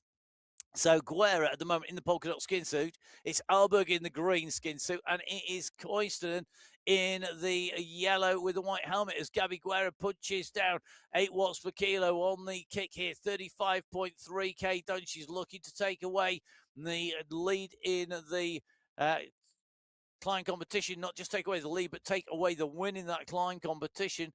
She's at 35.4k. She'll also be looking to make this count to get into the race finish at 37.4k. Guerra at the moment at 35.5 kilometres, at 36.5 kilometres, 1,000 metres up the road. Category 2 are continuing to push, but this is Guerra now looking to solo to victory. She wants to take any confusion out of this. She's gone clear of Alberg in the green skiing suit. She's gone clear of the yellow jersey bedecked rider that is Mina Koivunen. She's got the gap. It's 8 seconds to Alberg now, 11 to Koivunen. Gabby Guerra, well, she lit the blue touch paper, and once that fuse burned, she's gone boom. She's exploded away and rocketed away up here. The pyrotechnics are well and truly courtesy of Gabby Guerra here today. She really has animated the racing. She's given us a great display, and at the moment, looks like that gap is holding. 9 seconds to Alberg now, 13 to Koivunen, and Guerra on the left-hand side of your screen, looking to push on towards that checkpoint, the climb checkpoint. Meanwhile, on the climb at the moment, Penner, who has taken away the win in the climb competition, now looking for the overall win in Category 2. The finish line comes at 37.4k, 250 metres to go for the riders, and descending, the banner comes into sight around the bend. McKay, at the moment, we've got Penner up to Moroz. So Moroz on the left-hand side of his screen. Penner on the right. Brown is behind at the moment, not closing that gap down. Moroz is holding the gap. What's Penner got? She's sprinting. You can see she's putting the power down. But Moroz has got another kick. She's got up another gear. Moroz is accelerated away. It's going to be Camilla Moroz who takes away race victory in Category 2. On Qualifier 2, Moroz takes victory. Penner comes through in second place behind. What a battle for our riders as they come in and over the line at the finish. Camilla Moroz in 1, Tiffany Penner in 2, Katarzyna Wellner in 3, Rachel Brown comes through in 4, Lucas in 5. It's going to be Eck in 6, Guerrero in 7, Reese in 8, Wiseman in 9, Nielsen in 10, and Banerjee in 11. 11 riders already over the line. It shows you how close the racing was there in Category 2. So here we go, Category 1, one more race winner to be decided. And at the moment, the person who is making this their own, it is Gabby Guerra, who's got the gap on Camilla Alberg. Alberg currently in second place at 13 seconds. Koivunen behind. She's working hard, but she's not going to close the gap down. This surely is Gabby Guerra's. Guerra looking to take away race victory here today. She will equal the record number of wins by McCarthy here on this course. It will be 3 wins each. Guerra, this will be a 71st participation on the MyWhoosh Sunday Race Club. It'll be her 12th race win. She's got a hold off Alberg, who's working hard behind your top 3 riders in person on the screen. It's Guerra in 1, it's Alberg in 2, it's Koivunen in 3. But the rider who's going to come to the line from Brazil, living in America, the silver medalist at the World Championships 2 years in a row, Gabby Guerra has absolutely motored away through this course and takes away race win here on the MyWhoosh Sunday Race Club. She adds to her already prolific tally of podium positions. She takes a race win, and it's 3 wins on this course now to Guerra. It's going to be a second place for Camilla Alberg here today. She used the course to her advantage. Alberg comes through second place here at the finish as Koivunen is left out of the saddle now, sprinting in towards race finish. Guerra in 1, Alberg in 2. Koivunen is going to round out your podium here today. You can see the effort there. And you can see just how hard our riders have to go to take away a podium spot here on the MyWhoosh Sunday Race Club. What a run for the line by Guerra there. She had company, but she kicked clear to take away the race win. An absolutely phenomenal finish there by Gabby Guerra. She takes her in third place overall. The most race wins with Catherine Furr at the the most podiums with Catherine Furr 85. In terms of podiums, McCarthy was 62. Guerra's now going to have 62, so she equals the number of podiums. Francesca Tomasi adding to her race tally here, chasing Merle Bruni and Kristen Kolczynski in towards the line here today. She was very much the animator on our first climb, couldn't hold the pace on the second climb. Guerra, Albert, Koistonen, and Bruni, 1, 2, 3, and 4. As they come in through the line with Kolczynski in 5, Tomasi in 6th place. It's going to be Gallegos in 7th. Meyer, after that brave breakaway, really working for her teammate Guerra there, is going to take away 8th position here today. Now, Hewling's in 9th. Maria Holcroft, previous podium rider, in 10th place. If they can hold those positions to the line as Meyer out of the saddle finishes her race here today, qualifier race number 2 on the MyWhoosh Sunday Race Club. So Guerra coming through to take away the race win. Her time, 57 minutes, 35 seconds, as we see Maria Holcroft follow Liz Van Heuling come in through the line. Holcroft's job done here today. Comes through inside the prizes, taking away 10th place here today for Maria Holcroft, just ahead of Bridget Kiddle. Let's take a look at your top 10 fastest riders through the line as we speak. Gabby Guerra taking the race win, as I said, in 57 minutes, 35.367 seconds. I'm sure everyone will let you know if that's course record next week. Camilla Alberg comes through 18.719 seconds down in second. Mina Koistonen comes through in third place, 32.86 seconds down. And those two riders, the only two riders within 1 minute of our race winner, Gabby Guerra. Bruni, Kolczynski, Tomasi, Gallegos, Meyer, Van Heuling, and Holcroft round out our top 10. And the full race results are live at the moment on MyWhoosh.com. We go to the menu, hit results, then hit the live race. At the moment, it'll soon be finished, and then it won't be live, but it will be unofficial until it gets that blue seal stamp of approval. Check out the results on MyWhoosh.com. Make sure you get all of the stats on MyWhoosh.info.com. Don't forget, of course, you can get in touch with me. It is Matt Payne, at Matt Fixer Payne. You can get in touch with Emma Martin, my co-host, who's currently halfway at the Calder Rats, I suspect. You can get in touch with Emma. It's at biking_Emma. Emma will be back with us next week. I'm going to be back very shortly indeed, because I'm going to be here for the men's race. You could join in the racing. Download the app on iOS, on Android, or on Windows from the MyWhoosh.com website. Stay up to date with everything MyWhoosh at MyWhoosh on Instagram and Facebook, and at @my_whoosh on X. To get in touch, make sure you get on board and ride on MyWhoosh. Thank you very much for watching. Thank you to our riders for keeping us entertained, and all of the team at MyWhoosh who work so hard behind the scenes. We're going to take a short break, going to be about 20 minutes or so. So don't go anywhere. Get yourselves refueled, rehydrated, recaffeinated if coffee is your thing. I don't know what reteed is, whatever that is. We will see you soon. But from me, Matt Payne, we'll see you in a short while. Goodbye.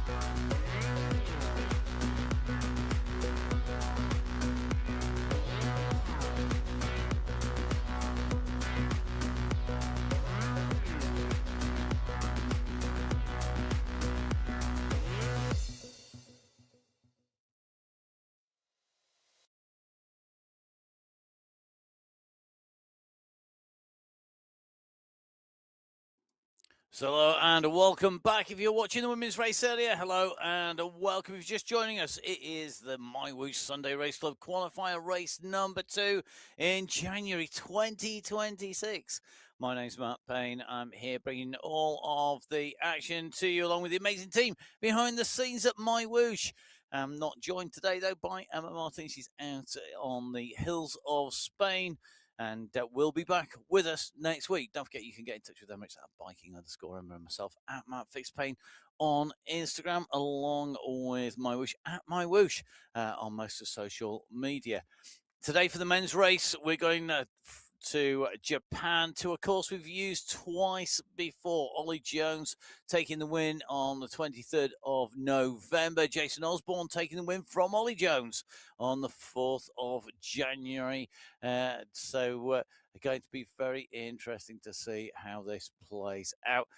Let's see who's going to take this away. Now, Kyoto, always going to be a very, very interesting race. Let's see who's going to take the race action out on a course that has 3 climbs on it and 2 sprints. Now, you can see the sprint is both the same sprint, the Tokyo Sprint, and that coming at 12.4 and 46.12K.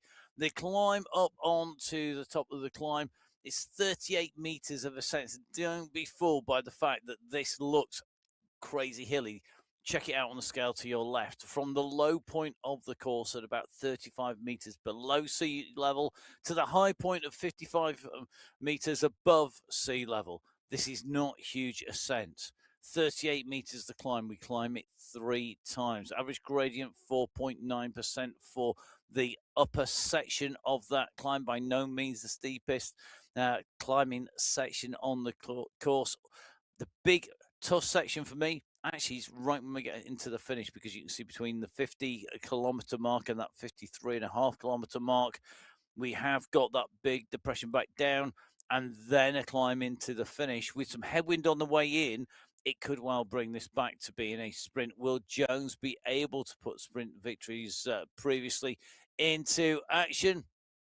We will have to find out. It's not going to be the easiest race to take out here in Japan. It's not going to be the easiest race to win. The riders have to, of course, remember that it's not just about taking the win here in terms of the overall, but it's also about taking away the win here before. Now, I'm going to do a slight correction because my screens just jumbled themselves up. Ollie Jones has taken the win here twice before in the 2 times we've been here. Thought it looked wrong. Ollie Jones was taking the win twice. Michael Vink, 2nd place once. Leonard Jugel, 2nd place once. Jugel's taken a 3rd place before as well, and Pavel Skierski taking a 3rd. So Ollie Jones in terms of the men's category 1. We have 6 race categories as always. Category 6 right the way through to category 1. 6 being our standard race level, which we saw Diego Vargas taking away wins in last week's race. We'll see whether he can do the same again. 11 teams in category 6, huge race field. The biggest race field, 474 men, a total of 704 riders, 102 riders in category 6 here today. Your 11 teams. I'm going to focus on the 3 teams of 5 riders, maximum riders. You got the Cycling District 6A, Silva, Calaro, Castro, Silva, and Moriera. You've also got Level Racing 6A, Slavos, Schoberg, along with Newberg, Savic, and Maillard. We've also got the Level Racing 6B team with 5 riders, Stanev, Rooney, Warren, German, and Sebza. But 11 teams. If this was a final, there are more teams than there are prizes. Remember, when we go to the finals, our riders have to have completed 2 qualifying races to be eligible to join a team in the finals. There are 17 prizes up for grabs when we go to our finals at the end of each and every month. So, qualifier race number 2 here in January, about to get underway in the men's race. Make sure you keep up with all of that action all the way through the season. Second of the races in the men's competition for 2026 is underway. It's time to go racing in Category 6, the first of our riders to leave race start here today. We're in with Antti Järvinen. He's got the party vibes on already. The lights are flashing. He's feeling strong today, and I think Antti Järvinen, we know he's always going to be in the battle, but this today in Category 6 is all about staying in the draft, staying in the group as long as you can. It's a huge race field heading on to a race route here today in the men's qualifier race number 2, right at the head of affairs. Chimoeski and Järvinen. In fact, Järvinen going right to the front now. Well done, Antti. Right at the front. Just keep it there to the finish. That would be an impressive feat. I'll tell you something, not going to happen. I hope you're going to take a little bit of rest, buddy, on the way before you get to the finish. As Järvinen leads out this train of riders. You can see already this train leaving one or two riders behind. You need to be right in this group. We're in with Cosimo. Good morning, Cosimo. Ciao. It's good to see. He's changed everything as well. We've got the chicken on the left. We've got, I think that's a dragon on the right-hand side as we look at it on our screens. Cosimo always keeping us entertained on the way through. It's not Easter yet, mate. It almost looks like an Easter egg chicken on the side there. Yeah, good to see that he's got the... I would like to see a shelf with all Cosimo's various animals on there. He's got a real menagerie on there, but he's one of our riders who definitely is going to be in the mix. Right up here with Andre Cabani, at the front of affairs, as this group is already split apart under the pressure of the racing. It's very quickly up to speed here. We've got 3.2k to the first checkpoint. Basically, plus your 0.8 on the way in up the checkpoint climb, second section of the climb, but this is going to be tough stuff. We're in with Andre and Arthur Cabani. Arthur's nearest to us, Andre on the far side there. Both very, very consummate riders. Bom dias to our Brazilian riders. A little bit of a wave from them. I do wave back in the studio to all of our riders. The team always laugh at me, as does Emma, my co-commentator, and all the other commentators across that I work with across all cycling disciplines. Always laugh when I wave at riders who wave or talk or say hello. But, you know, that's life. We got to say hello to people. It's always fun. Don't forget, make sure you jump on board. Make sure you head out and ride here on MyWhoosh. Come and join Andre Cabani. You could be leading out Category 6 here. Remember, MyWhoosh, of course. No subscription, no fee, no fuss. Just jump on board and race or ride. Lots of great giveaways as well as great prizes here on MyWhoosh each and every week. And the treasure hunt already, the first prize is being claimed on the way round for 2026. The first of the prizes for the Sunday Race Club that brings you free racing with great prizes, all supported by MyWhoosh. MyWhoosh putting their money where their aims are, to get people racing, to make this a sport that's sustainable, a discipline within cycling that is sustainable in its own right. And of course, putting on the in-person finals, bringing and pay for all of those riders to come together in Abu Dhabi at the World Championships in 2025, 2024, and guess what? 2026 is going to be the same in-person finals. MyWhoosh, the UCI cycling partner for the 2024, 25, and 26 seasons so far. No idea if that's going to keep on going. That's way above my pay grade, way above my decision level. I hope it does. You've seen some great racing in the sport, and of course, elite level racing right the way through all of the categories. Because it's not just about the elites, it's about everybody from our standard category 6 right the way through category 5, 4, 3, 2, and 1. Racing for everybody. All of the riders on your screens verified, all riders in all 6 race categories, going through the Power Passport, going through the verification checks, making sure that they are all racing to par. So imagine that you've got a passport, it's your Power Passport, and instead of it being a check on where you've been, it's a check on your performances to make sure something just doesn't pop out like magic from nowhere, to make sure it's consistent. Make sure that you're actually putting in real performances, and every one of our riders from category 1 to category 6 having to go through that process, showing their weight, their height, showing that, making sure that they're on the right equipment that is accurate enough on there. All those verification checks being carried out by a big team of people. It's not just one person sitting here doing this in their spare time. This is done professionally for our riders, put on by MyWhoosh, outracing each and every week. And at the moment, Category 6 has shown us why it is so tough. It has blown the race apart. Top right-hand side of your screen, where you see the wind direction indicator, the anemometer, which tells you the speed, and the vane, which tells you the direction, so the wind coming from in front of the riders, front left-hand side, so the shelter place to the right at the rear. No shelter at the moment. This group breaking apart, and all of those discs that represent a rider, those circular discs representing a rider, they are in groups on the way through.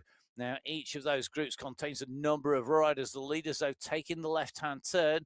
They've already gone up the first rise, which has blown this race apart. They've got the next step to take on now, which will take them up to the checkpoint. Each checkpoint, there's a prize for the first rider across the line in each of our race categories, categories 1 to 6 for each checkpoint. So today, that's for 3 climbs checkpoints and for the 2 sprint checkpoints. Prizes for the overall climbers winner, the overall sprint winner, and the top 10 in the overall race individually as well. Come the finals, that's added to with the 7 team prizes for each of the race categories. And of course, the prizes equal across the men's and women's races. Each and every week, the racing coming to you. My name's Matt Payne, bringing you the racing in. If you've heard the voice before, you've either been watching the Sunday Race Club or one of the many cycling disciplines covered by the UCI. The UCI World Cup for cyclocross at the moment, taking a break this weekend. There are lots of national championships and training camps going on, but I'll be back in action with that next week, as well as the Sunday Race Club next week coming from Benidorm. And then the final weekend, Maasmechelen and Hoogerheide, and then the World Championships from Hulst in the Netherlands. And the Netherlands rider, Ingmar van Beurs, the rider in 5th position at the moment on this climb, up into 4th place, but he's not going to close down Eduardo Sugai. Sugai, surely this climb checkpoint is going to be his. 3.9k covered. He's into the last few meters. Through he goes. Job done. Eduardo Sugai goes into the polka dot skin suit as the climb leader. 5 points for Sugai. Well done, Eduardo. You can see him in person on your screens at the moment. On the balcony, we get a regular view of Eduardo's race view. He's up on that balcony, and at the moment, just sucking in the oxygen, making sure he is able to recover as fast as possible, get that heart rate back down again. Sugai in 1, taking 5 points, comes through. Immediately behind him, the rider coming through in 2nd place there. I think was Christian coming through. I'm just going to do a little bit of a check. Christian Kozanski coming through in 2nd. Emil Ivanov in 3rd. Joshua Kalangad in 4th. And Jiri Slegel going through in 5th. So 5, 4, 3, 2, and 1 points respectively.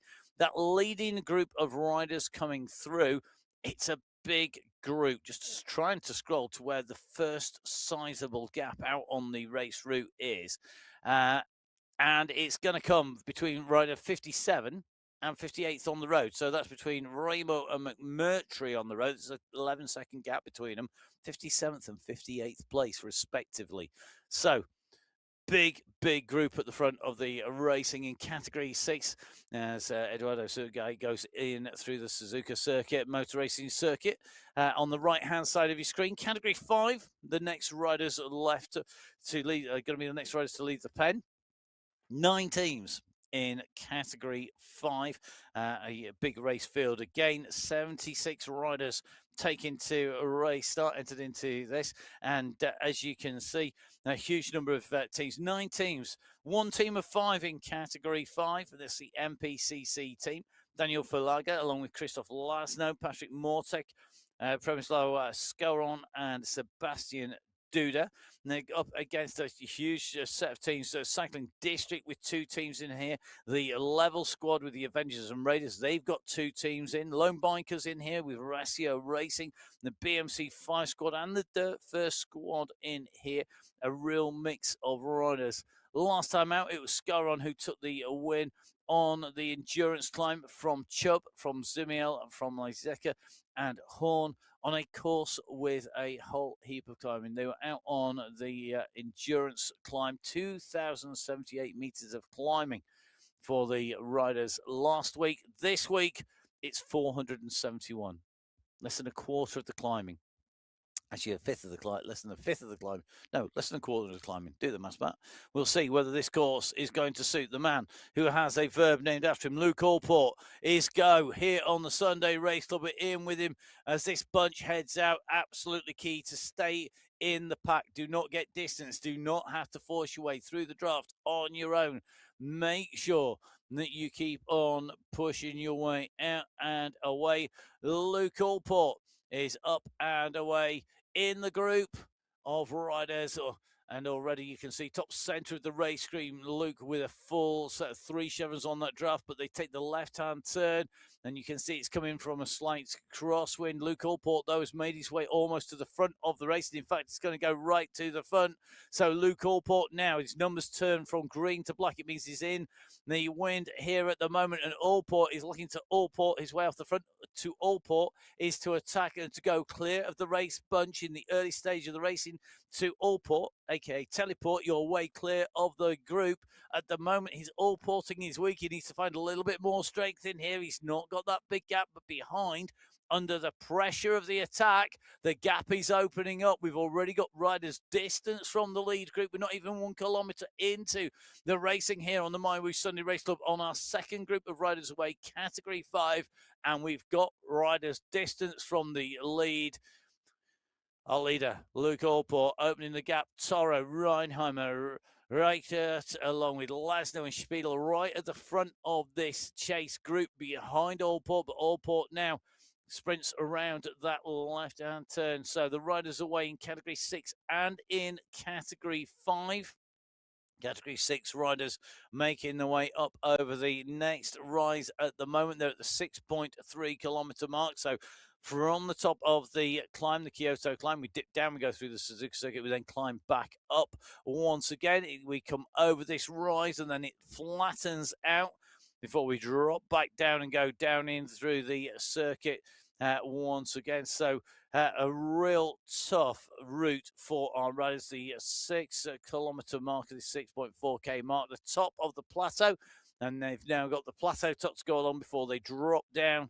Their next checkpoint coming at 12.4 kilometres. So here on the MyWhoosh Sunday Race Club, 2 of our waves of riders away. Category 6, our standard race category, and Category 5, the second category away. The first step up from Category 6. Category 4 awaiting in the pens with the red jerseys on. Category 3 with the blue jerseys. Category 2 with green, and Category 1 with yellow. All 6 of the race categories covering the same race distance with the same climbs to cover. To give you an indication of an approximate time for this race, when we were here in November in 2025, Category 6, the race winning time was 1 hour 32. For Category 5, it was 1 hour 27. For Category 4, 1 hour 25. Category 3, that was Jesse Langevin, who's at the win with 1 hour 22. Category 2, the winning time 1 hour 17 minutes, and the race win for Ollie Joe's 1:17 for him. And remember, of course, this race all about how it's raced rather than just pure performance. Tactics play a big part, whether or not you're in a team and whether or not you can take shelter. 10 teams in Category 4, our next set of races to leave the start pens in here. We've got 5 teams of 3. We've got 2 teams of 4 and 3 teams with that full complement of 5 riders already getting that race practice in. The first of those, BMC 4 with Michaleka, Castano, Robinson, Fossier and Home representing the BMC 4 squad from Ireland, Colombia, and the UK and Norway respectively. The second of those teams of 5, the level golden 4, Gonzalez, Neville Ross, Rushma Kabani, and Rimborg from Spain, Australia, the United Kingdom, Brazil, and Sweden. And then we have an all-Finnish complement for the Ride Club Finland 4, who are 5 riders in Category 4. Ride Club Finland 4, Peak, Pipanen, Tuika, Rusimaki, and Lucia. Those are your 5 riders for Ride Club Finland 4 in Category 4, up against 9 other teams already here on the MyWhoosh Sunday Race Club. A big field of riders, 83 entries to Category 4 this week. It's time to go racing in Category 4 to take on this race route of 57.1 kilometres with 471 metres of ascent. Heading out through the 3 climb checkpoints at the top of that Kyoto climb that we ascend 3 times. Through those 2 sprints, it's time to see who will take away the polka dot jersey as our climbs competition winner, our sprint winners, green jersey. Who will take away those checkpoints and, of course, our win overall here today. Full results on the MyWhoosh.com website. You can catch up with the live results as the riders make their way and through these checkpoints, through the climb segments, through the sprint segments on the way through. The Tokyo Sprint got to be a target for our riders. Mohammed Mukhtari, definitely a rider to be in there. I'm going to say good morning to Mohammed because I think it's just the morning where he is at the moment. A very fast race route here today. Mohammed very good at holding into the slipstream in the bunch. You can see at the moment just nicely tucked in. He's got a number of riders in front, which means that he's getting plenty of draft here, even though it's a slight cross tailwind coming from the right-hand side. He's got lots of advantage in staying in the draft. It does make a big, big difference. Category 4 just out from the start pens. Category 5, though, they're approaching that first checkpoint. The checkpoint at 4 kilometers, 400 meters to go, and already looks like Sebastian Escobar has escaped the captivity of the bunch. He's gone up the road. The escapee has flown at the moment. He's on to the right-hand turn. Escobar at the moment being chased by Allport. The pursuers trying to close the gap down, but with 5 seconds at the moment, it's not looking like it's going to come down quick. Escobar at 6 watts per kilo here at the moment, really punching out the power. There's a chasing group behind Reinheimer, Spiedel, Allport, Belikoff, Cadabona on the way through. Allport, you can see, just now looking to consolidate his position within this group. He's not going to close down the leader as they come towards the line. Remember, Sugai took it in a solo win in Category 6. It's going to be Escobar who takes away the maximum 5 points in Category 5.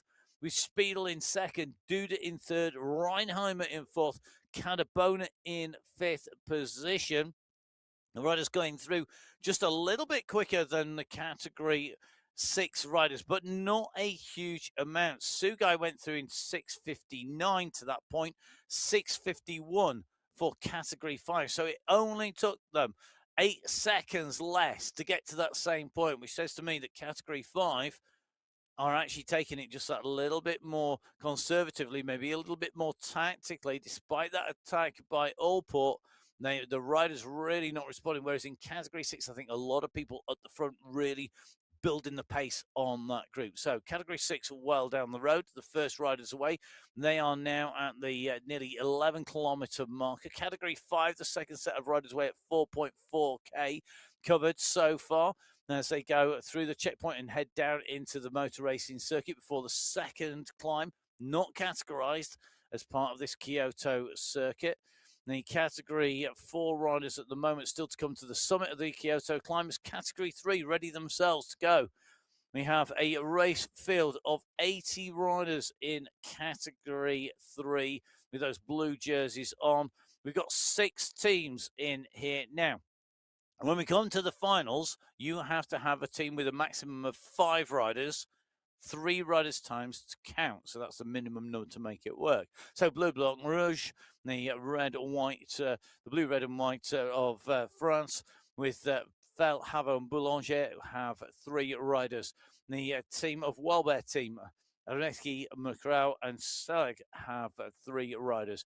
Teams with 4 riders, BMC Racing 3, Zanatti, Pinot, Bloom, and Brook. We've also got Sandstorm with 4, that's Hertz, Johnson, Gates, and Batty. Team with 5, Level Racing 3, they've got Morgan, King, Solar, Lane, and Bakken. Now, the Cycling District Alpha technically have 6 riders in here. Arozia, Tapia, Marquez, Andrade, Pedicini, and Ferreira.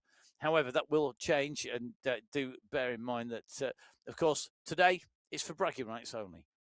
Come the finals, it's for money, it's for positions, it's for real prizes here on MyWhoosh. MyWhoosh supporting the racing across all race categories. Category 3 lined up.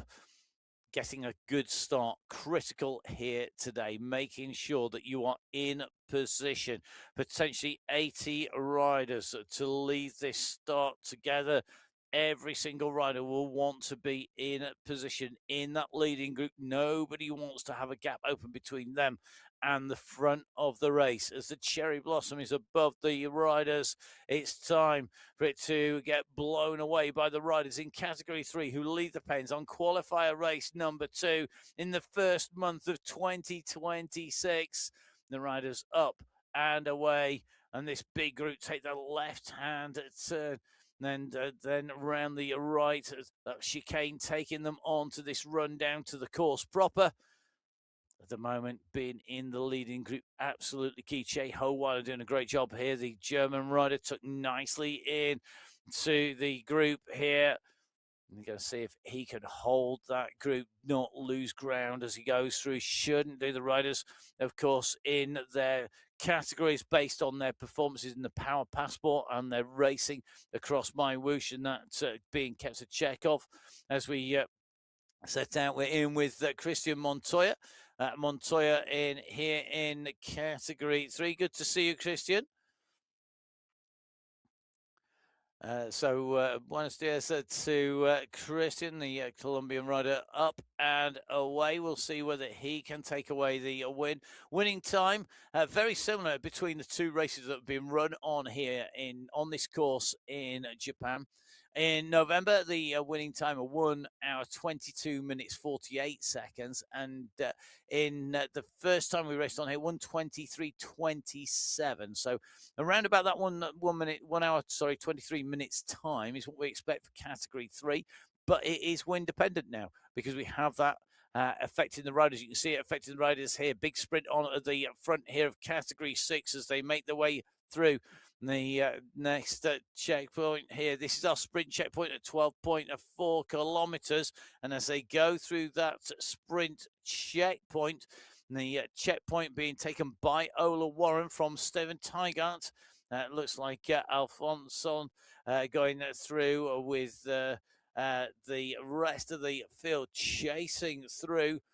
Category 6, still a massive race field, already going through that checkpoint. 59 riders in category 6 have gone through that checkpoint already, and another counter-attack going in category 6.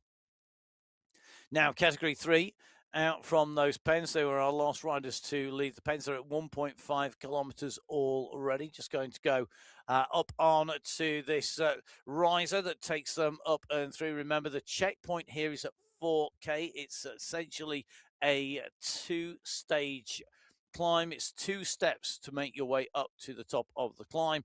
The first riser, then a second riser coming very quickly indeed. So you've got to be up and looking strong on the way out from the group. The riders looking to get their way to the front by the time they get to our checkpoint, that first checkpoint, the Kyoto climb. Now, we've seen the riders go through. Just going to give you an update on category 4, who've just been through that climb checkpoint. Daniel Cadiz taking the 5 points from Mohamed Mukhtari with 4. Mika Rusumaki taking 3. Konrad Fenderich taking the second 2 points for 4th place in category 4. And then Jose Rodriguez taking the final point, 5th place in category 4. In category 4, just doing a check on how many riders are together. Category 4, it's on the right-hand side of your screen at the moment. Talk amongst yourselves while I keep scrolling. I can only scroll so fast. There's a lot of riders together. Looking for the first big gap. 64th, 65th, 64th place. 64 riders together. Mikulek, the last rider through, in 64th place. So 64 riders in contention in a category 4 as they came over the top of the climb. That is how close the racing is here on MyWhoosh. Category 4, right-hand side of your screen, coming up the climb out of the circuit. Category 6 already at the 14-kilometer marker. So just making the way around that right-hand turn as we speak. Category 3, well, they are currently at the 2.6K mark. Category 2, about 5 minutes to race start time as we take a little bit of a check in on them. Category 5 at the moment, they're out on the way round race route. They've not yet made their way to that Tokyo sprint checkpoint time. Category 6, we've just seen going through there. Category 5 won't be far away, then it'll be Category 4. Category 4, though, the riders are looking to break this group down, as we're seeing also in Category 3 on the left-hand side of your screen. Jan Yazbek at the moment, ripping it up, just trying to break the group apart. Looking to break clear as they come up. We're going to take a left-hand turn very shortly as we drop in with Category 5, in with one of our regular riders, Boomer. Boo at the moment just distance from that leading group now and has to just press that reset button, look where the riders are around him. There's going to be riders up in front as well as they make their way up and over. As they came over the top of the climb, those riders pretty much a huge group all together at the front, but starting to break up out onto the race route. Good to see Boo still there, ready with the emotes, ready to stick out. 65th position at the moment for Burma within the Category 5 race field. As we see Category 3, left-hand side of your screens, on their way up the climb, heading in towards that first checkpoint. Category 4, they're on the way out over the top of the climb. Remember, this was a big 60-plus rider group. Mohamed Mukhtari taking good points on the first of our climb checkpoints.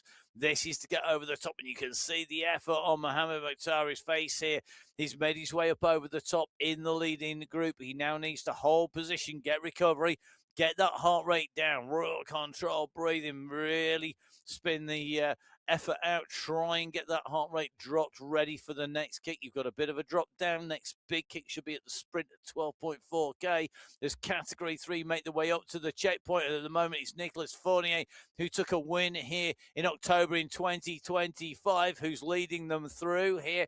So Fournier goes through. Has he got the jersey? He has. David Kowalski almost taking it from him. Adam Stemman right in contention there, along with Jan Yazbek. But it is Nicolas Fournier, who's a previous winner here in Category 3, who goes through in the race lead, the leading riders going in and through. Interestingly, Category 3 time has been beaten by Category 4. So Category 3 not racing as fast to that checkpoint as the Category 4 riders. Daniel Cadet is coming through 6 minutes 26 to that point. Nicolas Fournier coming through with a 6:28 to that point. So a couple of seconds slower for Category 3, despite them being, in theory, the faster race category.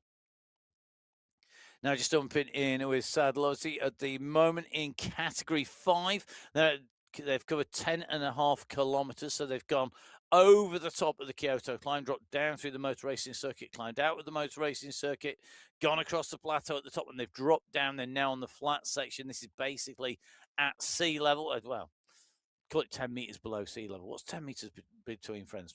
Well, might be underwater if you're in the Netherlands or in the eastern side of the UK, but at the moment, Junior Silva nicely tucked in with this group, the leading group at the moment.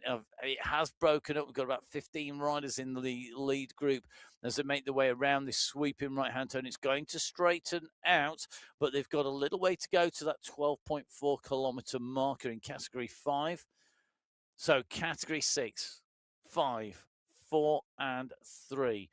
Underway out on race route, spread out and around the race circuit. Category 2 will be our next set of riders to take to race start, our penultimate race category to leave. The step below the very top, but my goodness me, you've got to be good to be in here. Category 2 with 66 riders taking to race start, 5 teams. 1 team of 4 and 4 teams of 3. Your teams of 3, the Abu Dhabi race team with Bird, Nuki and Omdal. We've got the Cycling District 2 squad with 3 riders, Pinto, Torres and Coimbra. We've got Gloria Victis with Björklund, Santo and Alan Young. We've got the Hitmen with Grace, Forster and Coyston, and Vuelta Panda, also with 3 riders. We've also got on board the team with what are 4 riders, the biggest team here today, and that is Beast Mode and Friends. 4 riders, Yuri Jochums, Christoph Fliebus, Moritz Ritter and Simon Walter. A real tough team to beat. because they're up in this race. However, there's lots of riders not in teams or in teams of one or two riders. They're representing either solo or they're representing as pairs. You don't want to discount riders like the UAE Clan Team, Mistakes 100 and SS. SS has been on blistering form over the last few weeks in Category 2. Definitely a rider to watch out for. 6th overall last week. Absolutely flying in the KOM competition to take away the win last week in Category 2. Can he do the same again today? Will he be looking at the overall? It's time to go racing. We're in with Arnie Jacobs in avatar form on the right of your screen on the main race screen in the morning, Arnie. The rider from the Netherlands. Where the World Championship Cyclocross is going to be heading in the end of January, start of February. If you're going yet, Arnie, come and say hello. Could be down there in person. Good to see Arnie, though, in action here. Ross Fawcett, a man who's not afraid to go out and about around the globe at the moment, in action on our screen, centre left. Good to see you. Good morning, Ross. Still morning in the UK, albeit cold and snowy in the north of England, and a little bit warmer further south, not a lot. Poland subject to the same cold weather over the last few months. Peter Trudzinski, the rider at the top left-hand side of your screens. You can just see at the moment the window, blazing sunshine coming in Poland behind him there. So good morning, good afternoon, good evening, good night, wherever you are around the world. It's great to have you with us here on the MyWhoosh Sunday Race Club. Category 2 underway. Our Category 2 riders taking on this race route once again. In previous editions, when we've been here twice before. Category 2 in November of 2025 was won by Marcin Wozniak from Bruce Bird, Arnie Jacobs, Nikolai Damsgaard, and Phil Graves. When we were here in October, it was Alexei Kalman from Jonas Bjerhead, Carlos Spina, Lucas Hoffman, and Joshua Haggerty taking away the top 5 positions, but the winning time both times within 25 seconds of 1 hour 18 minutes. So a 1 hour 17 minutes 59 for Wozniak and a 1 hour 18:25 for Alexei Kalman. Who's going to take away Category 2 here today? They're up, they're away, they are in gear here. Good to have Kev Stevens with us. Kev, I hope you're recovering well. I know you are, I think, back on the bike. So great to see you, one of our regulars on the MyWhoosh training plan. So good to have Kev with us here. Don't forget you can jump on board the live chat on YouTube on there. It's good to see some of our regulars on there. Christopher Conant in there. Got Peter on there as well. Don't forget, you can jump on board. It's where we monitor the live comments. If you want to get in touch mid-show, don't try and message us on Instagram. Get hold of us on the live chat on YouTube. You can follow, watch, subscribe on YouTube or on Twitch TV, but we can only watch so many screens at once. I've lost count of 1, 2, 3, 4, 5, 6, 7, 8. 8 screens at the moment. That's enough for me today. 8 screens. We do more sometimes, but 8 screens, 6 race categories. 3 climbs, 2 sprints, 1 overall, 1 sprint winner, 1 climbs winner. Now, just for the men's race alone, it's going to be a very busy day at the office here in the MyWhoosh Sunday Race Club in qualifier race number 2. Now, categories up and away spread over the time, with category 6 going first, then 5, 4, 3, 2, and the last race category to go. Our category 1, the top of the tree, the elite, the creme de la creme.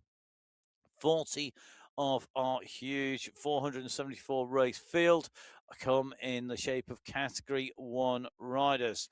There are 3 teams with more than that requisite number of 3 riders. The Alpha Jaw squad of Daniel Chirek, Lionel Jassin, Mikhail Kaminsky, and, of course, Ollie Jones, the man for whom this course was pretty much must have been designed for, because Ollie Jones taking both wins here, both in November and in October of 2025. But we do have the win taking effect. He has got teammates.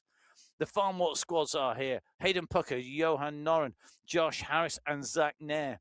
The tactical master tactician of Zach Nair, masterminding that squad with a big power of Pucker today. Could it be his day?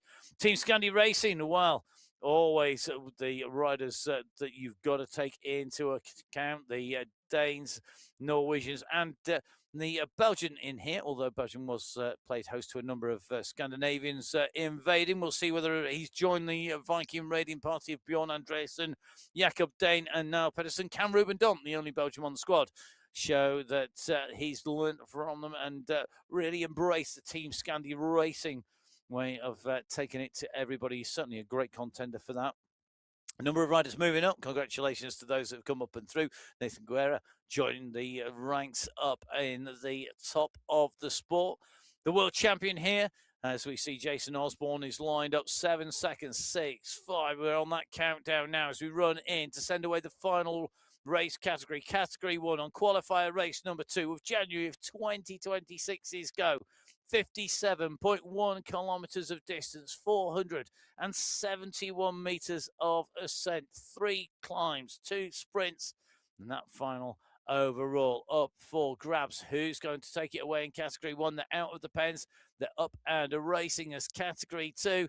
Well, we did say keep an eye on what was going to happen on the way into those checkpoints. SS is clear of the bunch, but Mikhail Utkin at the moment is 13 seconds up the road. So Utkin leading, SS in pursuit behind, looking to score points. He took away the climbs win in the race last week. He's chasing Utkin for those climbs points this week. The problem that SS has is it's 11 seconds to Utkin. 3 climbs to go. Utkin's surely going to take this lead in. SS is coming at speed. He's at 9 seconds behind now. 8 seconds behind the leader, but is he going to be able to do it? I don't think he is. It's going to be Mikhail Utkins, the Finnish rider, who takes away the first points here today at the top of the Kyoto climb for the first time. Utkin goes through 6:13 to that point. The fastest time Cadiz is 6:26 up to this point, but Utkin goes through in 1. He takes 5 points. SS goes through in 2. He takes 4 points. I think it's going to be Pardon Cooper who goes through, I think, taking 3 points, just waiting for that to be confirmed. You can see the time gap between the leaders and the chasers behind. So just coming through, Pardon Cooper takes 3rd. Trojanowski takes 4th, and it's going to be Yazbek who takes 5th and 1 point in category 2. Meanwhile, category 1, looks like Niall Pedersen and Mikael Plantero are on the move already. Good to see everybody. Daniel Churek, line over Justin Ollie Jones and Ricardo Panizza, along with Paul Skierski on our screens today in person. So we may well see Jones see if he can make it a hat trick of wins here. Can Skierski move up from that 3rd place that he took by 1.158 of a second behind the time of Jones? He was right on the heels of Jugels, who was 0.62. 1.062 seconds behind Ollie Jones. It's going to be a real battle today, and it looks like it's coming on early here with Pedersen and Plantero opening up the throttles early. There's going to be a number of people thinking, this is early, guys. You really want to get this going this soon into the race. We're not even 2K in. Category 1 have come out of the blocks like an absolute rocket, and at the moment, they're on to this riser that takes them up at 2K. They've then got another rise to take them up to 4K. This is going to be really critical. You've got to stay with this group. Don't get distance now, or you're going to be in real trouble in Category 1. Category 2, just dropping down at the 6.2K mark. And they're going to go along and rise back up. The riser just going through the tunnels at the moment. You can just see making the way in and around this big group at the moment, breaking up. Good to see Rick Van Hook. Good morning, Rick. Good to see you in action. It doesn't count as a climb if it's 0.7%. For those who haven't watched the shows previously, Rick has had the unenviable position that the team have invariably come to him each and every time. Each and every time he's on a climb. We've come to him just going into a climb again. We did relent. The team relented and actually showed him on a flat bit really early on. But good to see Rick in action, smiling as ever. Resplendent in the orange jersey of the Netherlands team. Netherlands Cyclocross National Championships taking place today and yesterday. You can catch up with that and lots of other great racing action. But don't forget, each and every week, MyWhoosh Sunday Race Club coming to you with the best riders in the world on cycling, esports, out and racing.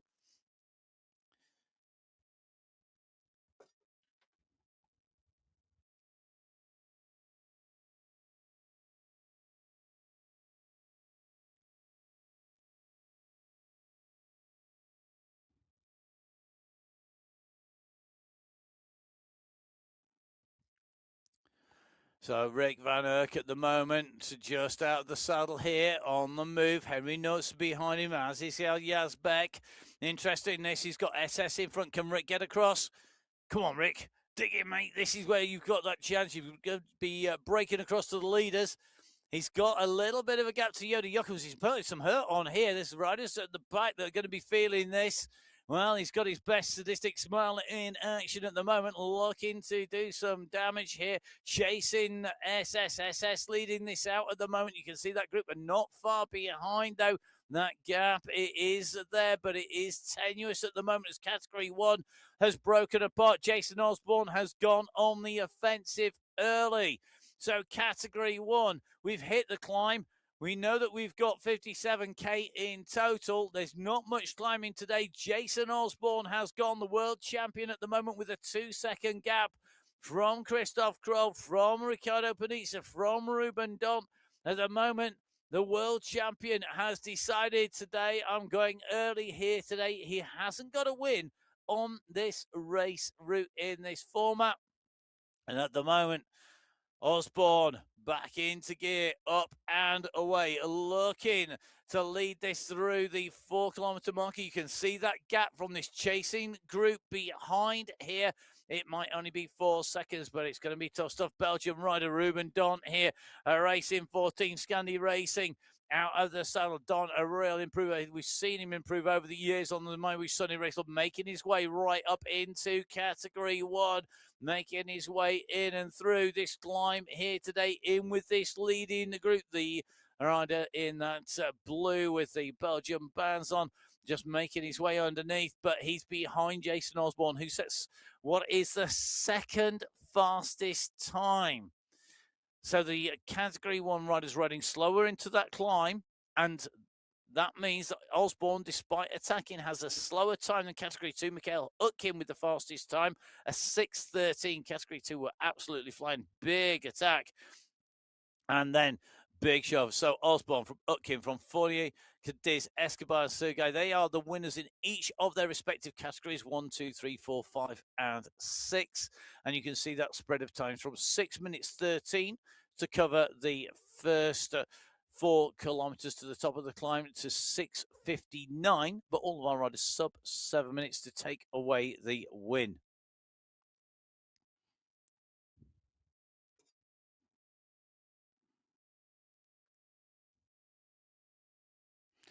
So the riders up and away. Osborne leading Category 1 at the moment. Juan Quiros on our screens at the moment. Still dark in Colombia.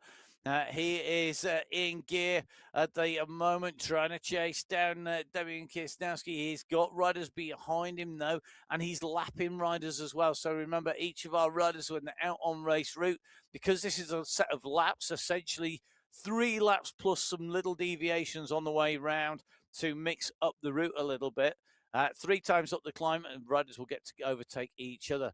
Meanwhile, SS, right-hand side of your screen, making his way around this right-hand turn here. He's got the gap at the moment. It is going to be 5 seconds from Alexei Kalman. And don't forget, Alexei Kalman taking the win here in October. So it's Kalman from Bjarhead from Ospina on that occasion, and SS only took 21st place in October on this race route. In November, it was Wozniak from Bird from Jacobs, and on that occasion, SS coming in 25th place. So SS looking to harness that form that he's got at the moment and take that to the finish line, but it's 57.1k to get up and away to take away the top of the climb here, and top of the finishing climb, because it is a climb to our finish at the 57.1 kilometer marker. SS at the moment with the gap 4 seconds to Kalman, 21 seconds to Jacobs. Tell you something, SS and Kalman together would be a great breakaway duo. Kalman's got to get there. He's 3 seconds down on SS at the moment. SS could afford to wait for Kalman to get there. He's just keeping that power, just putting that kick in, just keeping those legs turning, just trying to keep that momentum driving off and away from the base of this descent. Kalman's doing the same here. You can see really driving it on here, wanted to close that gap down, keep that gap back to the group behind. But as they come down, they turn into this headwind at the moment, then the right-hand turn. And remember, the bunch will have that advantage when you come around the turn here and then into that right-hand bend. Kalman at the moment, he's got SS in his sights. If these two start working together, then that really should get the alarm bells ringing. Joachim Skierske, along with Pardon Cooper, all now thinking we need to be careful. We've got a 20-second gap, and the gap has opened. These riders now at 10 kilometers covered of the 57K. Very, very dangerous indeed. As they come around this left-hand turn, SS continues to keep that power down. But now Kalman and SS needing to work together to make this count. Can they do so today? Can they get that gap? SS 6th overall last week. Kalman 8th overall last week. Can they get a breakaway gone? That would be a phenomenal performance. Look at Fawcett behind, 8 watts per kilo coming from Fawcett. He knows that danger. He's starting to wind up behind them. And this is where Kalman and SS need to work together. Take it in turns on the front. Get shelter behind the other rider and really work. Behind, Fawcett has gone clear of the chasing group at the moment, looking to bridge across the gap. He's not in sight behind the riders at the moment. Fawcett at 18 seconds on the leading duo in Category 2. The race really has been blown apart by this, and this is going to set the chase going behind. What can they do about this move that's gone clear? Then Kalman, after that work to go on, just losing a little bit of ground here to SS. Working together, absolutely key to stay clear. You're not going to solo to the finish unless your name's Jason Osborne. It's that simple. So our riders up and away here on qualifier race number 2. This is Category 2. Up and racing 6 race categories, taking to race start. Category 6, our standard category, moving up through 5, 4, 3, 2, and Category 1. These riders just looking now to maximize their performance when they're out. We're just in with Arnie Jacobs, Tatu Koistonen, along with Ross Fawcett, Timon Parda Cooper, and Olivier Simmons. You can see a real mix of riders here today. So Tatu Koistonen in action from Finland, Ross Fawcett from Great Britain, Olivier Simmons from Belgium, and the 2 riders from the Netherlands, Arnie Jacobs and Timon Parda Cooper. The riders trying to close down the gap. Ross Fawcett out of the saddle here, putting down 6 watts per kilo. He's almost equidistant between the bunch and the race leaders. With Kalman, the race leader SS has gone clear once again. And this is going to break the group. You can see the riders behind just keeping an eye. Olivier Simmons just keeping focus here, wants to make sure he does enough to help this group to come back together again, but not do too much, even though they're on the run into this sprint where SS is going to take the 5 points. This the first sprint for the Category 2 riders. SS pulls on the green sprinter's jersey behind. The riders on the way in to that line. And as the riders come in and across, Kalman, Fawcett and Jacobs, I think, are going to be coming through. So it is Kalman and Fawcett in 2 and 3. So 5 points to SS, 4 to Kalman, 3 to Fawcett. And the riders behind having to battle. Jacobs is taking 2 points from that, and Wozniak 1. So the riders in the front of Category 2 continuing to push clear of the riders behind, opening up that gap to the rest of the group. Category 1 are on their way, though, behind Juan Quiros. It's not all that long ago when you took a look behind, and it was a big old gap. At the moment, Bjorn Andreasen leading the charge of Category 1 behind. I'm just going to take in a little bit of a check to make sure we got no Category 1 in front. It doesn't look like it, as Category 1 came over the Kyoto climb. Osborne from Kaminsky, from Skierski, Noren and Power. And they were the point scorers in Category 1. But just taking a little bit of a look at those time gaps, it was about 3 seconds separating Osborne from Kaminsky, which with that drop down has not been enough, and Osborne absorbed into the main group.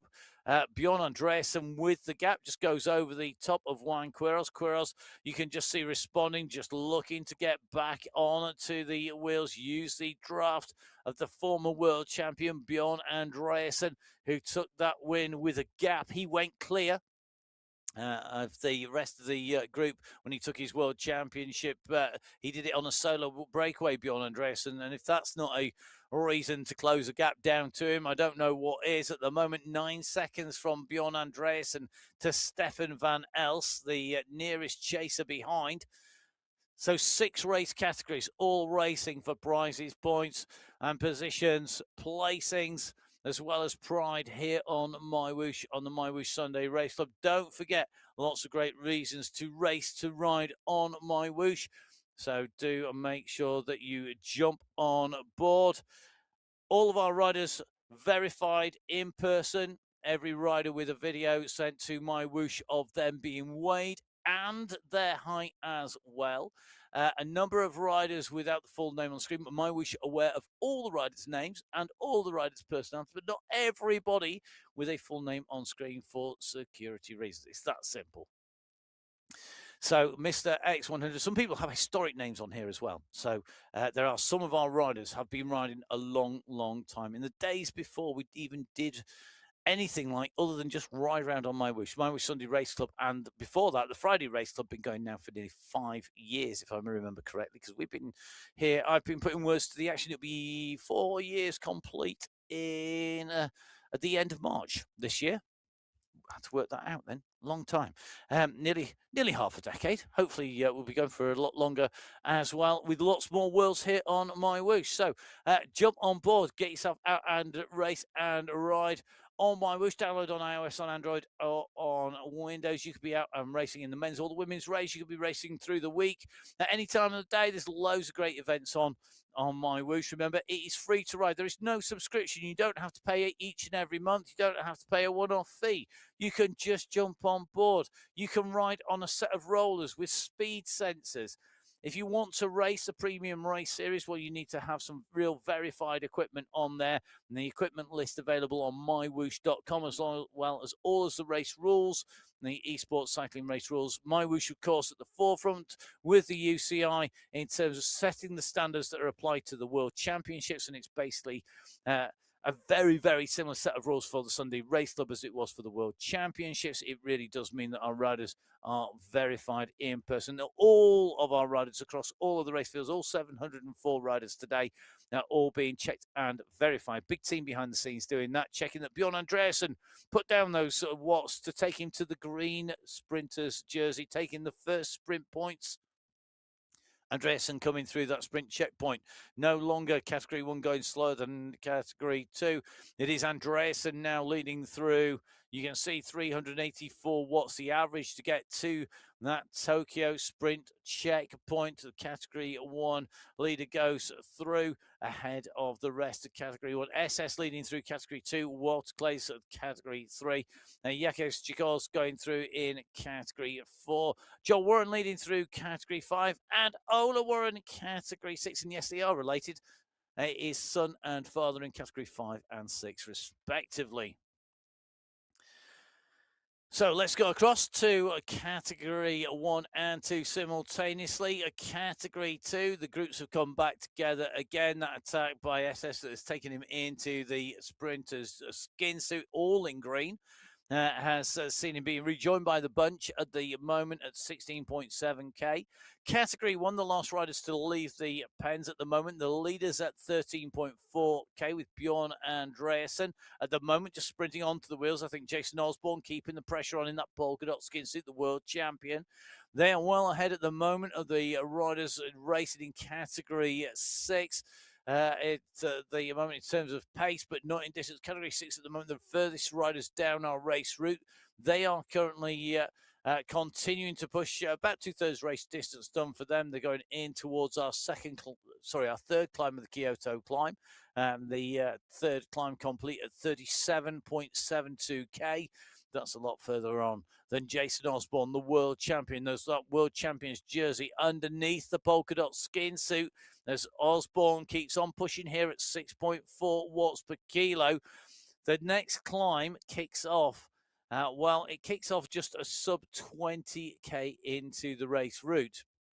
It does mean that Osborne has some work to do if he wants to stay clear. But look at the distance he's put into Andreasen. Andreasen choosing discretion rather than valor here to go in. He's made the decision. He's not going to try and go with Jason Osborne. So on the left-hand side of your screen, Bjorn Andreasen, the sprint leader, choosing to ease back off to let the group come to get some strength in numbers. So we will see who's going to take this out as they continue onwards here today in Category 1.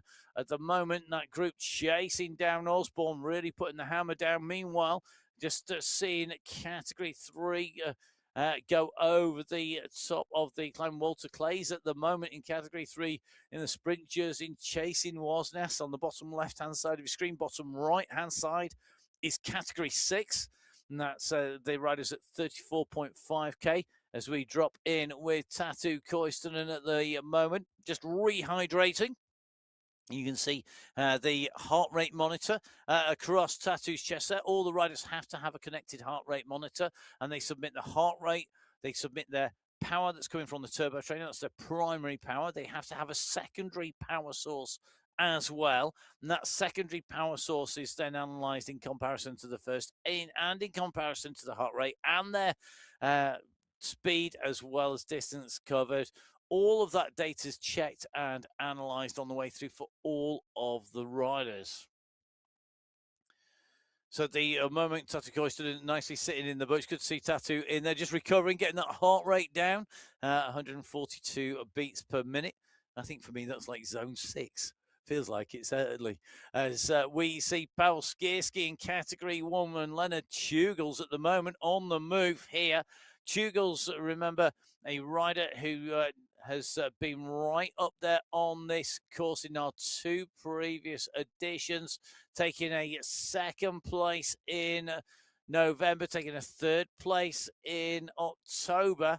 Tugels wants to be up at the front of this race. Pavel Skierski at the moment on the move. He's got to get that gap down at the moment. So Skierski with work to do to get onto Osborne's wheel. It's only a matter of a few meters, but here he goes. He's closing the gap down. He's nearly there. And when he makes it, he knows he's on a great wheel to follow Skierski, a rider who said himself he got it wrong coming into the World Championships, but he showed that the potential that he'd been showing all season was there. A learning lesson as it is for everybody, brand new when it comes to cycling esports this season. Really made a big bounce in. He continues to push it, but Pavel Skierski definitely one of the nice guys. You can catch up with Pavel Skierski. There's a great chat with him on the Virtual Velo podcast. It was great to hear Pavel chatting away there. One of the nice guys. Definitely somebody missed because didn't manage to get to the World Championships this year. We were commentating remote from the studios, so didn't get to see him in person. We'd love to have a chat, but I'll make do with a third-hand chat and catch up on the podcast. Lots of great podcasts out there. Jump on board, have a listen if you're into your sport. It's a great way to combine riding your bike indoors on the turbo trainer or on your smart bike and have a listen and an education. You never ever know what you can pick up. Might be some training tips. It might be just some entertainment.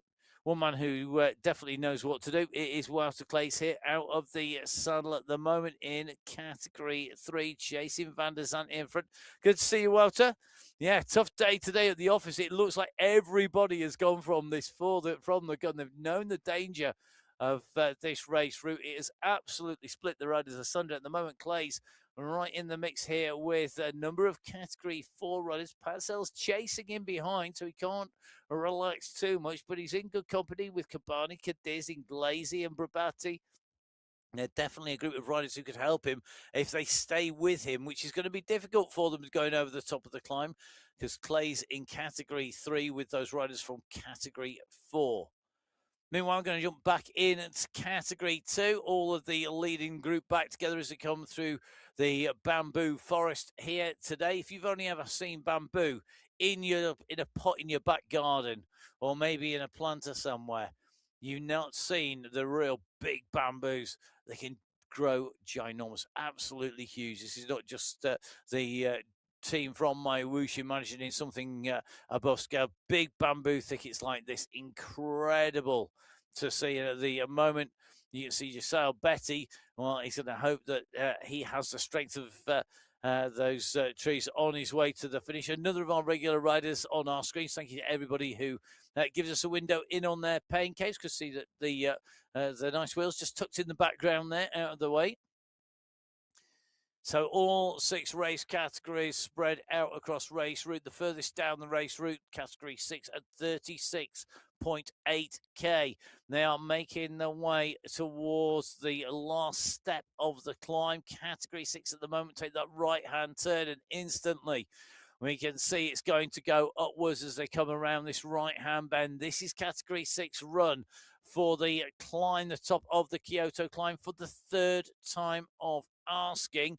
Category 6, though, it's a big group all together. At the top of the Kyoto climb, number 1, it was Sugai who took the climb points from Korzani, from Ivanov, from Kalingat and Schlegel. The 2nd time up the climb, it was Andrei Alexandri from Segel, from Ivanov, from Savic and Atruba. Ivanov wearing that polka dot skin suit as the leader, but it is a tenuous lead at the moment. It's not out of sight for everybody. And at the moment, you can see Andrei Alexandru Grevescu, the rider at the front, the Romanian rider, leading this out. He's looking to take this back. He took away climb number 2. So can Grevescu take away the leader's jersey from Ivanov? Ivanov out of the saddle here, really working hard, looking to close down Grenier, looking to close down Grevescu. Grevescu, though, the rider who took the last win, really pushing at the front. Ivanov is coming, though, at over 5 watts per kilo. Grevescu's looking to answer that. We come around this right-hand bend here. It's not far to the banner. Every point is going to count here. Ivanov needs to keep pushing if he wants to hold on to the jersey here. He's looking to go over the top of Grenier. That means that it's only going to be 1 point between him and Grevescu. If they hit the line in this order, it should be enough for Ivanov. Is he going to make sure? Is he going to go over the top? This kick is going to be critical. This is for that polka dot skin suit for the prize for the best climber in qualifier race number 2 in Category 6. They go over the line. It's going to be Grevescu who takes it. Just going to get a check on the climb in Category 6. It's Grevescu from Ivanov, from Fabre, going to be Kalinga and Atruba who round out the points there. And that means that Emil Ivanov is going to take away the prize for the best climb of the day. That's all of our official climb segments done for Category 6. So a quick reminder, 3 climb sections, 2 sprint sections. The last climbing checkpoint comes at 37.72, and that's where we've just seen Category 6 go through. The last sprint is at 46 kilometers, and then we take the run to the finish. It's a further 11k to 57.1k to our finishing line. Meanwhile, sprinting out of the bunch, looking to take away more climb points here in Category 2. It is SS, but he's not having it all his own way. Andre Notes along with Arnie Jacobs coming, but look at the pace coming from Vidal Mayer. He's just come up over the top there at 9 watts per kilo. Can he bring this group back together again? They're on the second of our climbs here. Last time round, it was Utkin, SS, Pardon Cooper, Trojanowski, and Yazbek. And at the moment, Mary's looking to take away the checkpoint prize. Sprint comes from SS. He's now starts to open up at 10 watts per kilo. There's got 10 watts per kilo. Now he's got 11. Can he answer it? I don't think he can. Pardon Cooper's coming, but Mayer has gone over the top. This is going to be Mayer. Surely who's going to take this? He does take it from SS. So it was Mikael Utkin who took climb number 1. Climb number 2 goes to Mayer. Vidar Mayer of Norway goes through in 1. SS in 2. Ross Forster in 3. Yazbek in 4. And Jochum's in 5. But now the charge is on. Look at the damage it has done. There are discs all the way down this slope. Purple disc from category 6. But also you can see that we have got riders scattered down the slopes from category 2 as well. This is a real racing route. There are some race routes that are just attritional. There are other ones that riders can attack. They can really force the pace here. Pedersen, Chugels, Dane, and Dunt at the moment. 4 riders, a quartet of talent at the moment, trying to open the gap on everybody else. Kaminsky behind, looking to try and get that gap closed down again. Look at the work coming from Ruben Dunt here. So Don in person out of the saddle as the group starts to close down. Panizza makes contact. So does Kaminsky here. 4 have become 6. I think they're going to become 7, if not 8 here as they come together, just going over the top of that climb. Kaminsky, top left-hand side of your screen in person. Riccardo Panizza, middle left of your screen. And then Ruben Dunt on the bottom left-hand side. Poland, Italy, and Belgium represented in person here with the view into the Pain Cave. A massive thank you to everybody who does that. If you are a rider, you're watching this thinking, oh, I should get on there. How do I do it? It's really easy. Get a camera set up. Get it set to landscape mode, not portrait, long and flat, not tall and thin. And then get the name that you enter in, that you log on with, the same as the name that you are racing with. Then the team can pick you up on there. The link to join is on the email that is sent to all the riders. It is not mandatory for broadcast, but it is a case that you do send it in. You do get featured on the screens. We will jump on board with you as much as we can with 6 race categories with over, well, nearly 5. We're heading for 500 riders here in the Sunday Race Club on the men's race. Well over 200, heading for 250 women in the racing in qualifier race number 2 this week. A huge race field to keep our eyes on and to cover across all of those race categories. So category 1 bunch together, kicking up here at the moment. Dane in there, Jones is in there, Osborne is in there in the polka dot skin suit, just on the middle of the bunch at the moment, not up to the very fore. Remember, the checkpoint comes here, 23.42k, and at 23.3, Kaminsky has launched himself off the front. Ruben Dunt is at the lead of the bunch, but look at Kaminsky here. Kaminsky wants that checkpoint. He's looking pretty controlled on the top left hand of our screens in person. He goes through. He's got the checkpoint prize there. The second time up the climb. He's currently pulled on the polka dot skin suit. Now, really interesting to see he's taken that away. So when he got to the top of the climb of category 1, Kaminsky was in second place. He's taken away the win this time round. So that's 9 points he scored. He's got the most points of anybody in category 1. Behind, you can see the different leaders coming through in the different race categories. So Vidal Mer for category 2, Jan Yazbek for category 3, Mika Rusumaki for category 4, Grigosek Legetska for category 5, and Andrei Gravescu for category 6. The times to hit that top of the second time up the Kyoto climb range from 32 to 38 minutes. And if you want the full details of where everybody was, don't forget to go to MyWhoosh.com, then go to results on the menu, and then find the live men's race. So Jason Osborne coming through ahead of Kaminsky, Skierski, Noren and Power on lap 1.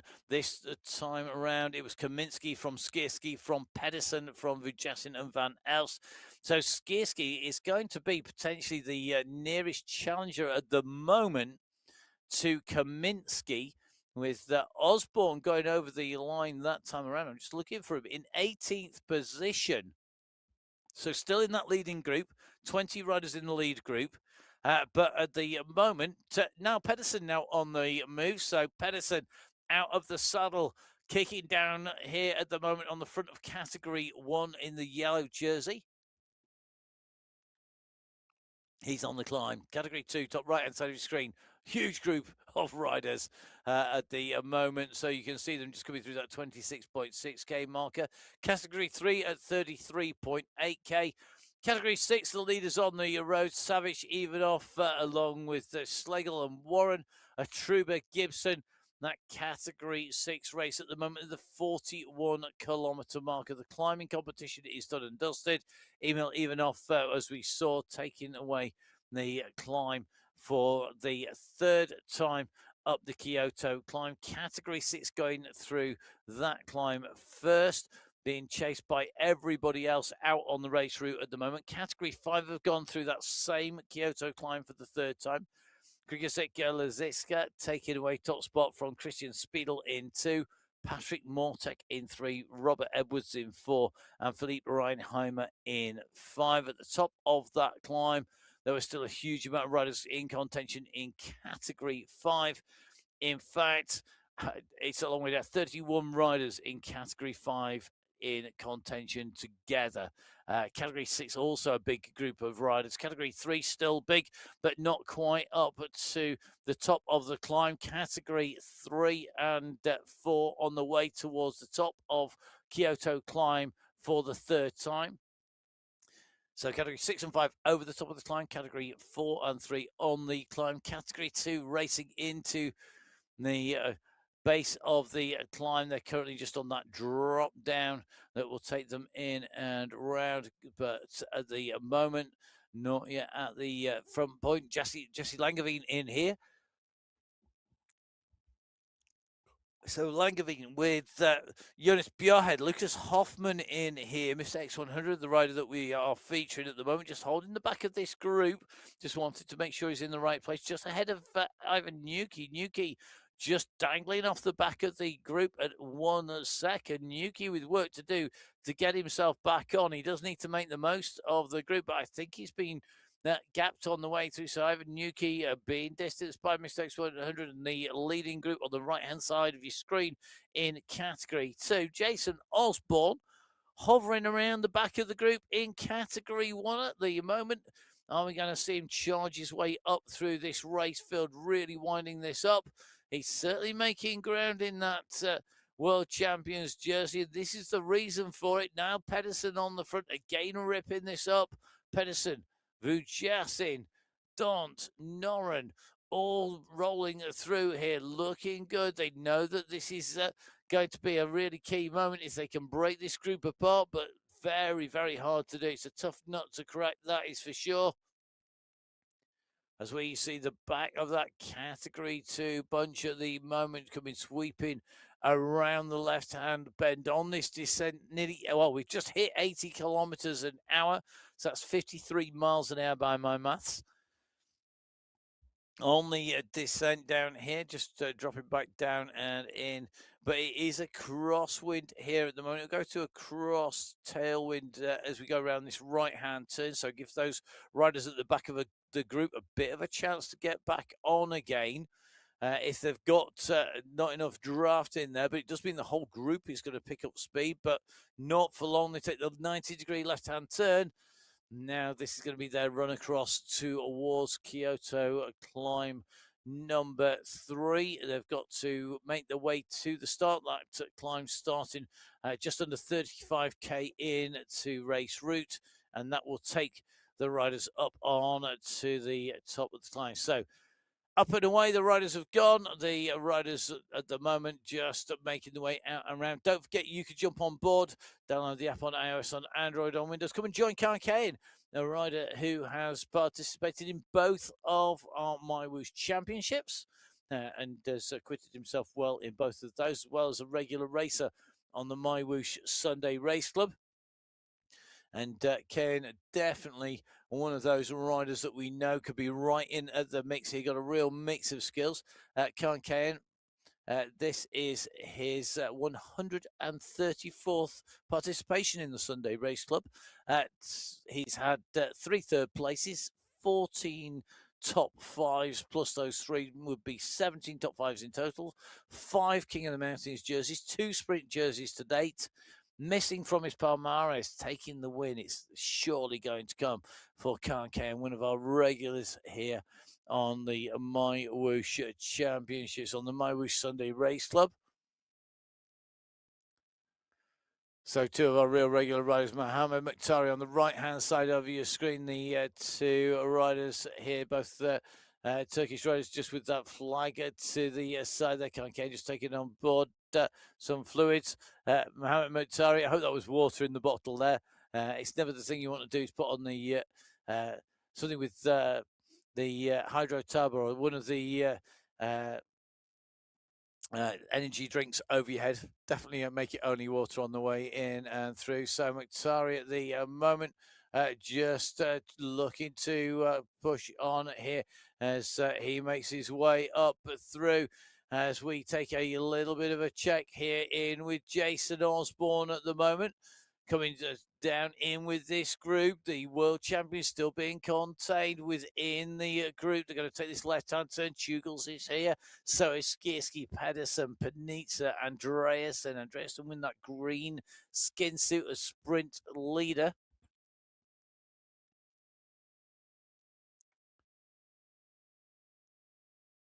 Meanwhile, Category 6, right-hand side of your screen is 45.9k covered. Not far to the sprint here, and it looks like Ola Warren has decided to take off. Big group came round that right-hand turn. Ola Warren looking to take away the sprint win here today. He's got the green jersey on.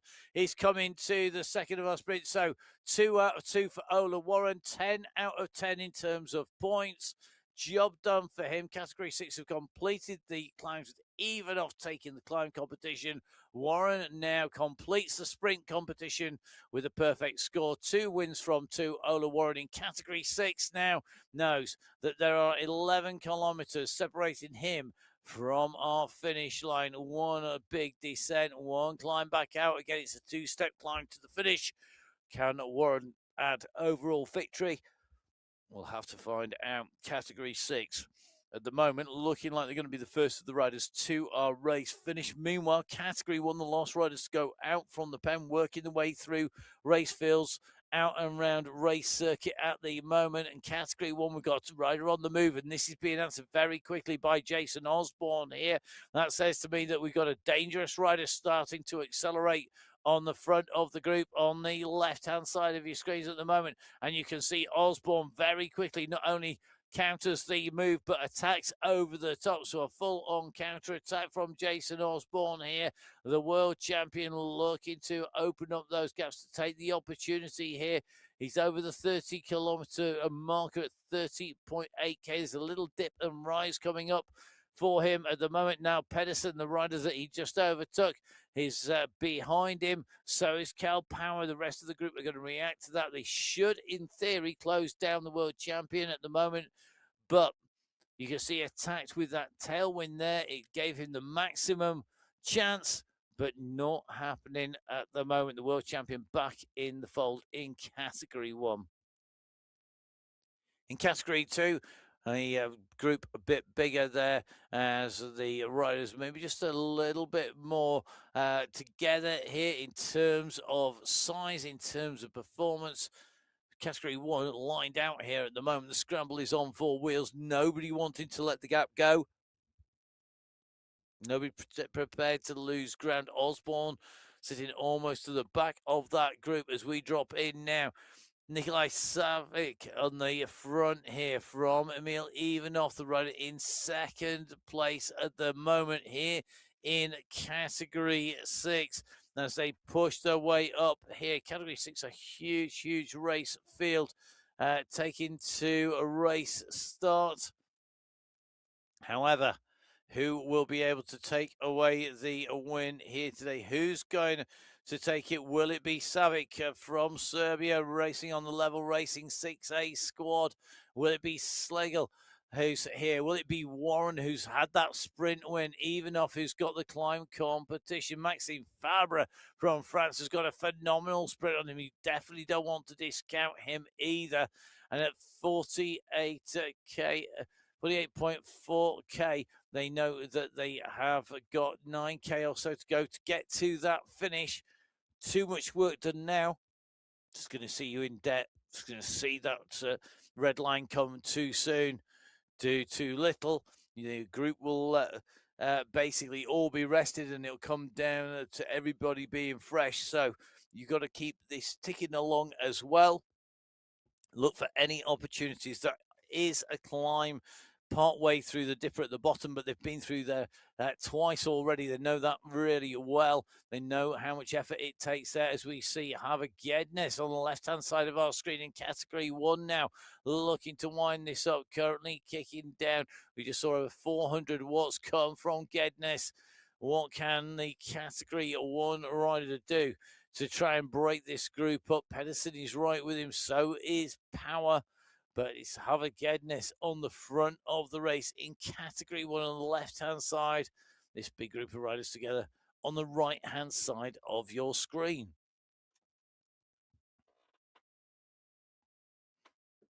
So in case you've just joined us, just a quick update. Category 6, 5, 4, 3, 2 and 1 out on the roads of Japan in Kyoto on a course that we've used twice before on the MyWhoosh Sunday Race Club in our men's race. 57.1 kilometers total race distance, 471 meters of ascent. It is essentially 2 laps plus some deviations of the Kyoto circuit, so 3 times up the Kyoto climb and then twice through Tokyo sprint to run into our finish. Pot way up the climb. It's got a little bit of a kicker on the way in just to really test our riders. Category 1, 2, 3, 4, 5 and 6 all leaving the same pens, going on the same race route. Category 6 setting off first, then followed by Category 5, then 4, 3, 2 and 1. Category 6 who are leading. It's a group of 7 or so riders at the front of that group, but more riders looking like they may well be joining that from behind here. That's more than 7 now. Category 6 up and away. Category 5 continuing to work to close the gap down and then to escape with Ligos, the rider on our screens. Categories 4 and 3 sandwiched then between Category 5 and 2. Category 2, that group of riders currently at 35.9 kilometers. And then Category 1, the last riders to leave the pens, currently at 34.4k for our race leaders. And tapping along well, setting a good rhythm, but not yet getting to the front of the race. The riders in the leading categories already over the top of Kyoto climb number 3. Category 6 going through first. And we saw Evanoff taking away enough points to take away the lead. Category 5, it was Cavahel who was chasing behind the leaders in Category 5. It was a big group of leaders, though, at the front, and taking away was Ligetza, followed by Speedle, Mortek and Edwards, with Ryan Hammer immediately behind him. In Category 4, at the top of the climb, Category 4, maximum points going to Rusty Mackie, 4 points to Marquez. Ronchetti taking 2, Fenrich taking 3, Fenrich taking 2, and the rest of those riders not all that far behind. In Category 3, at the top of Kyoto climb number 3, David Kowalski taking away 5 points, Nicholas Fournier taking 4, Adam Stemman taking 3, and Jan Yazbek taking 2. Goikotieks taking 1 point, but another big group of riders. Ligetza now at the moment in Category 5, looking to continue to consolidate his lead. Savic right up at the front of affairs, a long way down this race in Category 6. No clear leader in Category 2. SS has been on the offensive, looking to take away as many of those sprint checkpoints on the way through, really putting some big kicks. We know he's got that repeatable power. We've seen him work his way back up, originally Category 1 rider, then dropping down and working his way back into fitness and working his way through Category 2 at the moment. Category 1, the last riders to leave the pens, well, the furthest rider up the road at 35 kilometres at the moment, though. Category 2, 37.2k, and SS knows it's only a matter of a few hundred metres to get to the next checkpoint. 37.72 is the checkpoint. SS goes hard, but Pardon Cooper comes up over the top. Simon Pardon Cooper looking to mix this up in Category 2. You can see the Dutchman out of the saddle here, kicking down hard on those pedals. He's got company, though, in the shape of SS, and he needs to hold that wheel, then kick again as they go for the line. Arnie Jacobs comes across. Koisten is not far behind here. Neither is Mundell, Kay, and Trzynski. Fawcett. They're all going to close down on the race leader in Category 2. It's going to leave it for a real drag strip sprint here. This is about who wants it the most. Who's got that final kick here?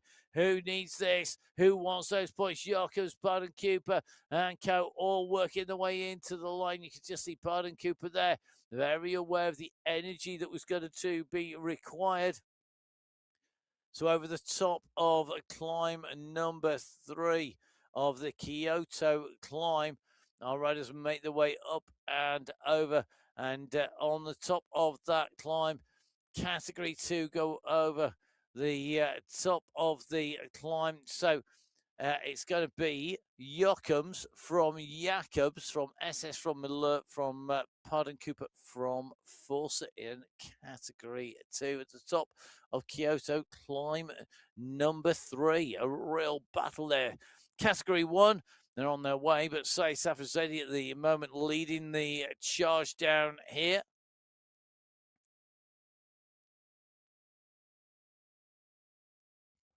So Safazedi, left-hand side of your screen, on his way through.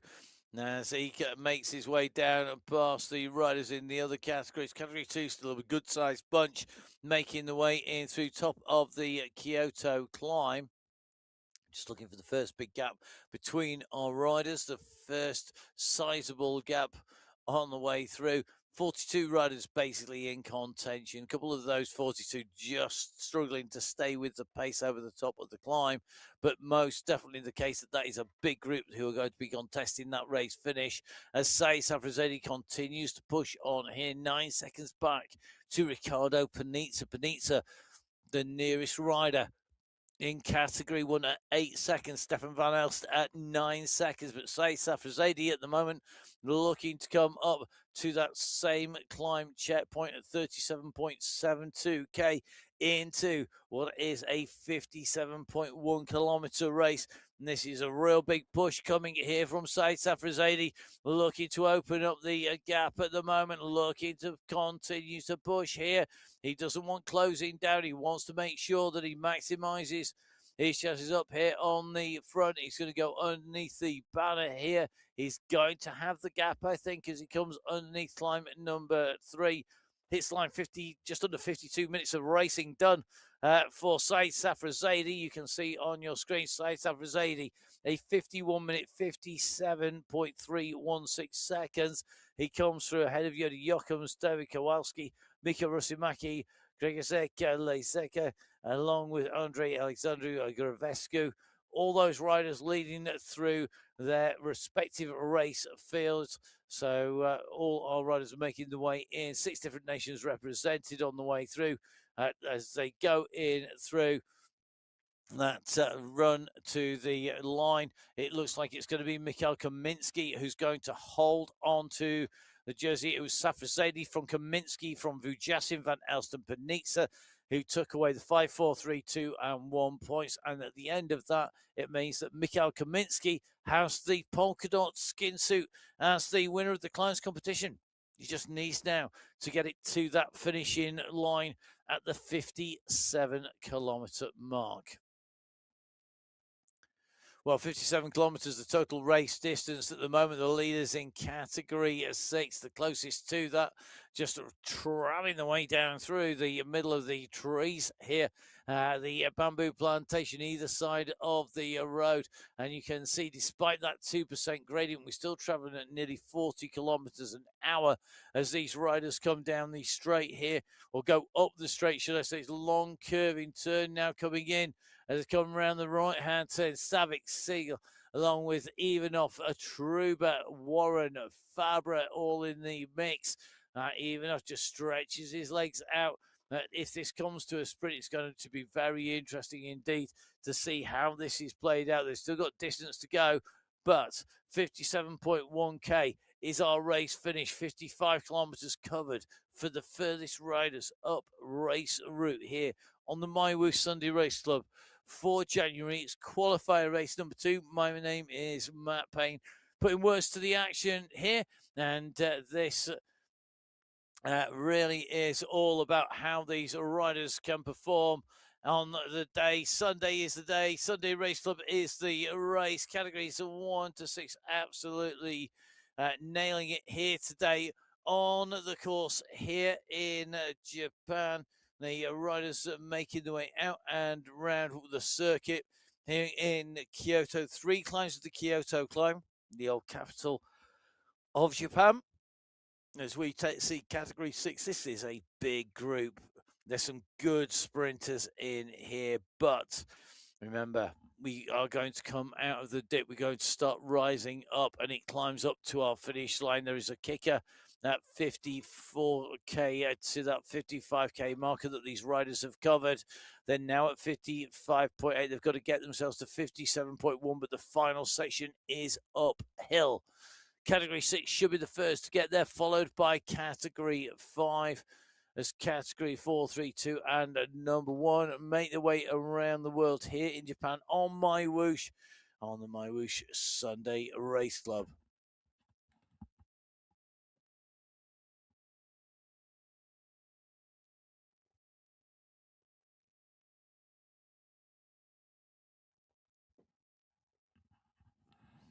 So Arnie Jacobs on our screen.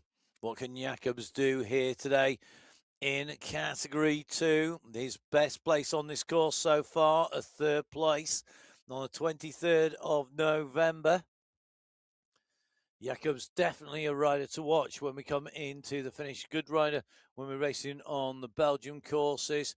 And going to be very interesting to see how he goes on for the rest of the month. The men racing, in fact, Belgium is qualifier race number 3 coming up next week. So the men racing across through the endurance climb for race 1 here in Japan for race 2. They're in Belgium course for race number 3. Slightly different set of climbs for the riders out and around, finishing with the Valkenburg climb to finish off Belgium, New Belgium race route for the men's in qualifier race number 3. Then going to Wollongong for our finals in our men's competition. The women going to Japan, coming here into Japan using the Dragon Nest race route. 2 climbs, the Dragon Nest climb to finish, the Sakura race climb on the way round. The women, though, also going to Wollongong for race finish, but this is the race finish here for Maxime Fabre, who sprinted clear of the rest of the riders. He comes in. Maxime Fabre takes the win in Category 6. He takes that sprint. Fabre does the business. He punches the air in delight. Chapeau to the rider from France for taking the race win on qualifier race number 2 in Category 6. A phenomenal sprint into the line to round off the day.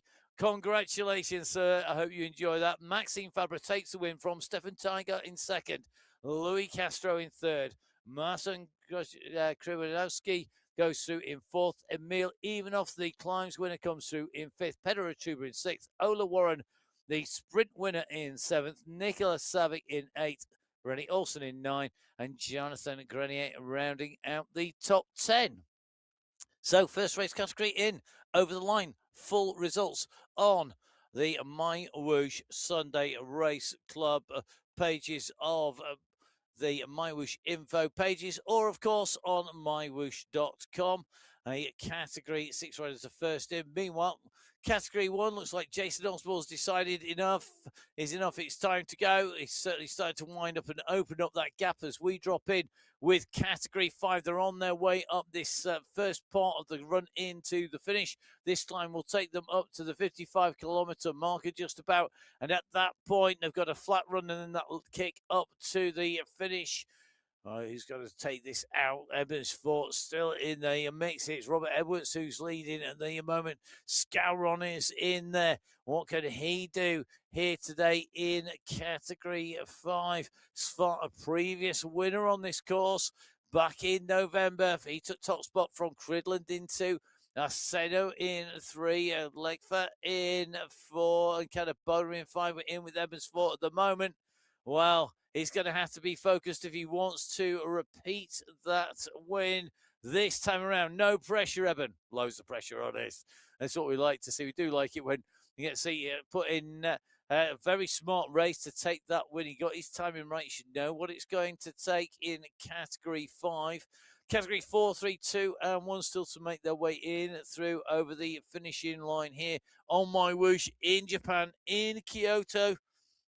The riders on their way up this climb to the finish. Category 5 should be the next riders to hit that point.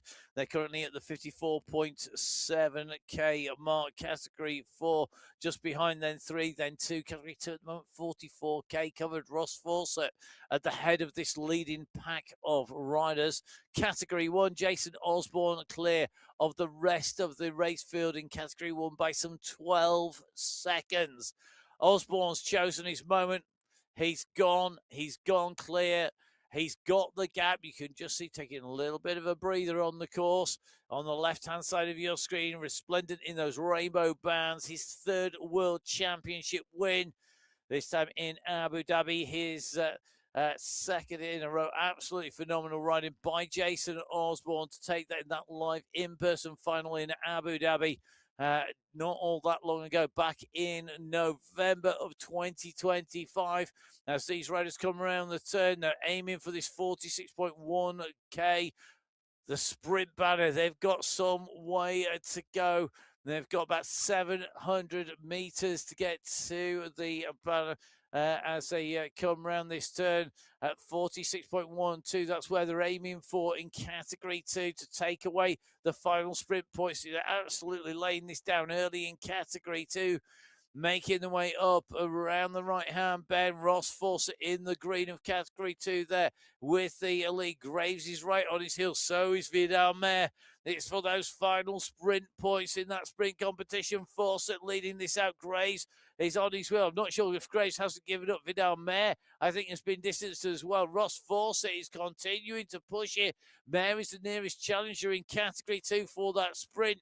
As we go across to category 5, within that last K, the sprint unfolded in category 2. Ross Fawcett is going to take it from Vidal Mayer, but will they continue onwards? Both these riders are very, very much tactical riders, and I don't expect them to ease off anytime soon. Graves is known for his long-range attacks, the man with the most rides on MyWhoosh ever. However, at the moment, category 2 still reeling from those sprints. Category 5 are on the way up towards the final climb now. 56.4k covered. They've got to get to 57.1 kilometers. And this group has some 15, 16 riders at the moment. Scowron in here. What can he do here today? Who is going to take this out? They know this corner. They know this turn. They've been up here before. They've got to get this absolutely down. They've got to get this right on the run in. It's a big kick. Eben Swart has done this before. Swart is leading this out. He's taken the win last time round. Can he make it 2 in a row? Eben's foot is ahead of Scowron. Scowron is at 1 second. He's coming at 10 watts per kilo. Swart kicks up to 12 watts per kilo. Scowron's coming at him. Swart's giving it everything. He's going to take the win by some margin. He punches the air in delight. Eben Swart, 2 out of 2 for the man from South Africa. What a race win there.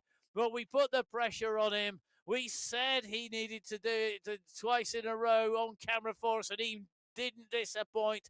Ebenschwart takes away the Category 5 win from Przemysław Skaron in second place. Josh Lipka takes third. Patrick Mortek takes fourth.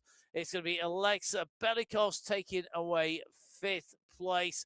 It's a sixth for Grigoseka Lizecka, seventh for Marcin Malas, eighth for Robert Edwards, ninth for Jason Thomason, and a 10th place for Felix Reimers. So category 6 and 5, done. Job done. Thank you very much indeed as Jason Osborne goes through that sprint checkpoint in the top spot. We'll have to see if he's going to hold on to that green skin suit because the rest of the race field not yet through that point. Osborne's time to that checkpoint. The final Tokyo sprint of 46.1 to the fastest time on the screens as these riders all start to approach the finishing line slowly but surely. The riders with the furthest to go in terms of race leaders, that's Jason Osborne. He's at 46k covered of the 57 kilometers to do. Category 4 should be our next riders to arrive at our finishing line. They're into the last kilometer here. Eric Rimbaud, Golden Boy himself, leaving this out. Bombasini now goes over the top. Fendrich is here as well. They've got to watch out for Chicors. He's got a phenomenal sprint and he's taken the sprint win so far. Lepera is in there as well. This is going to be about that run for the line. In Category 4, Ruffiera took it from Matteo Pino and Carl Soreyev. In Category 4, last time around, it was Kirchner from Zanetti from Badu.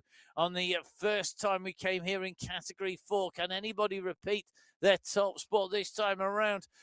In Category 4, it's going to be a big ask because it's a big group coming around the left-hand bend. Category 4, really winding this up. They've got a gap to Category 3. They're not going to get caught back as Aidan Sinclair goes for a long one. 8.5 watts per kilo. This is a smart move. He's kicked on the left-hand bend. He knows it's just around the right. And there's not a big enough response coming. Yakila coming in now. Yakila comes over the side there. Yakila went at 10 watts per kilo. He's now responded. And surely that is enough. He's been fired like out of a catapult here. Yakila goes at 2 watts per kilo more than anyone else. Fendrich is coming too little too late. Mikhail Yakila takes away the win in Category 4, coming in and over the line there. Absolutely nails it. Jakub Bitko in 2. Conrad Fendrich in 3. Daniel Marquez in 4. Tamo Friedrich in 5. Andrew Neville Ross in 6. Marcos Piera in 7. Paduella Lusa in 8. Blaze Gianni in 9. The top 10 rounded out by Golden Boy himself, Eric Rimbaud, for the level Golden 4 squad. So going on that left-hand turn, seeming to work. You've got to have that sprint to take it all the way in to the finish in whatever category you are. Category 2 at the moment. The pressure on. Phil Graves on the right-hand side of your screen at the front of this race. Really looking to wind this up on the front. Not make this easy for anybody.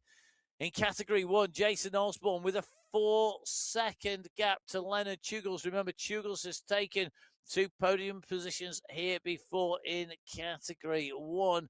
So he wants to be bringing this in together. Jones has won it twice in a row. Osborne would dearly love to take it here today, but it is not a breakaway course, particularly with the way the wind is blowing today out on the course. So the riders in action at the moment. Up and away, out on race route here. This is critical. The moments when the pressure goes on, you've got to respond. Fawcett has done so. Betty's done so. Jacobs has done so.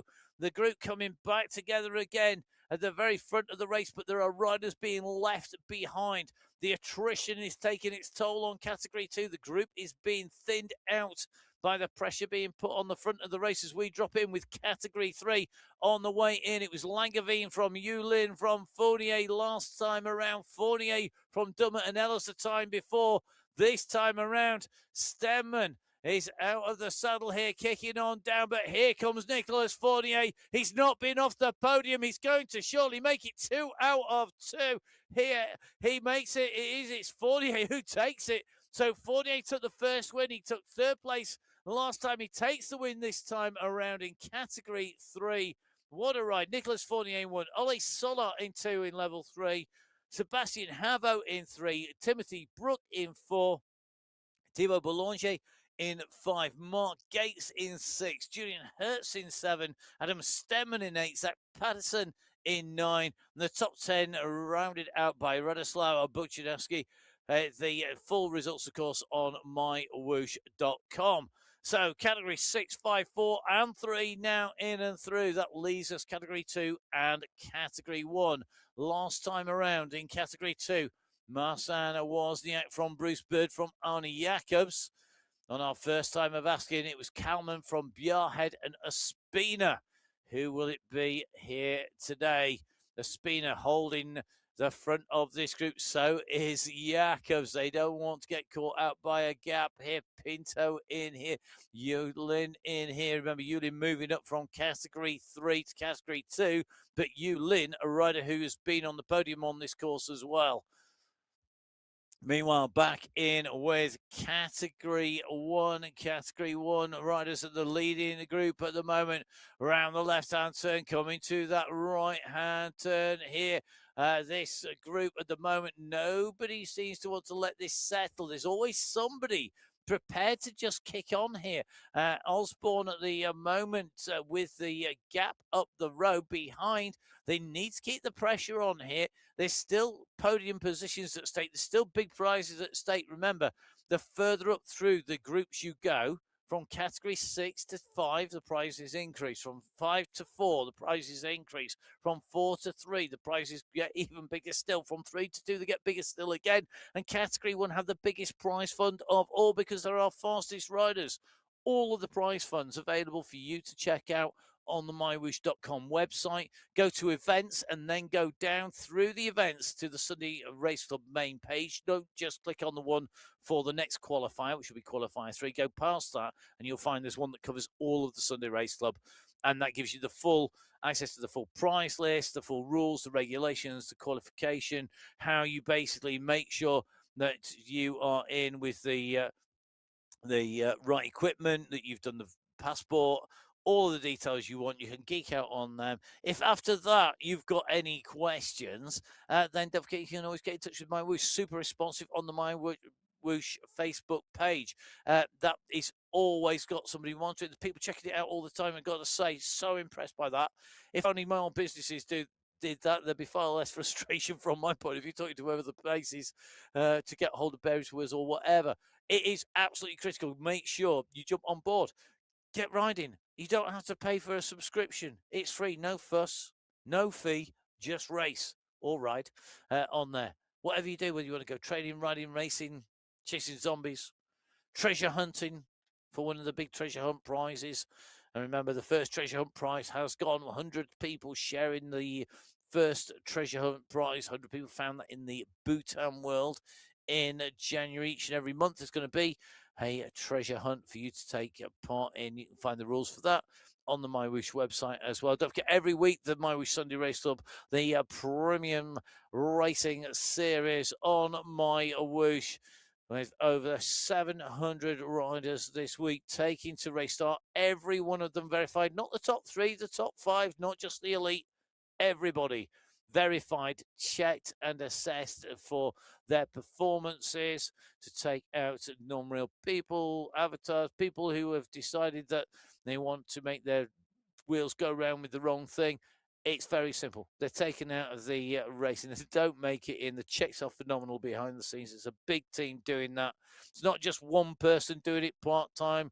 It's not somebody who's got qualification in data statistics. It is a whole team of people who are there making sure that this is the premium cycling esports race series for verification.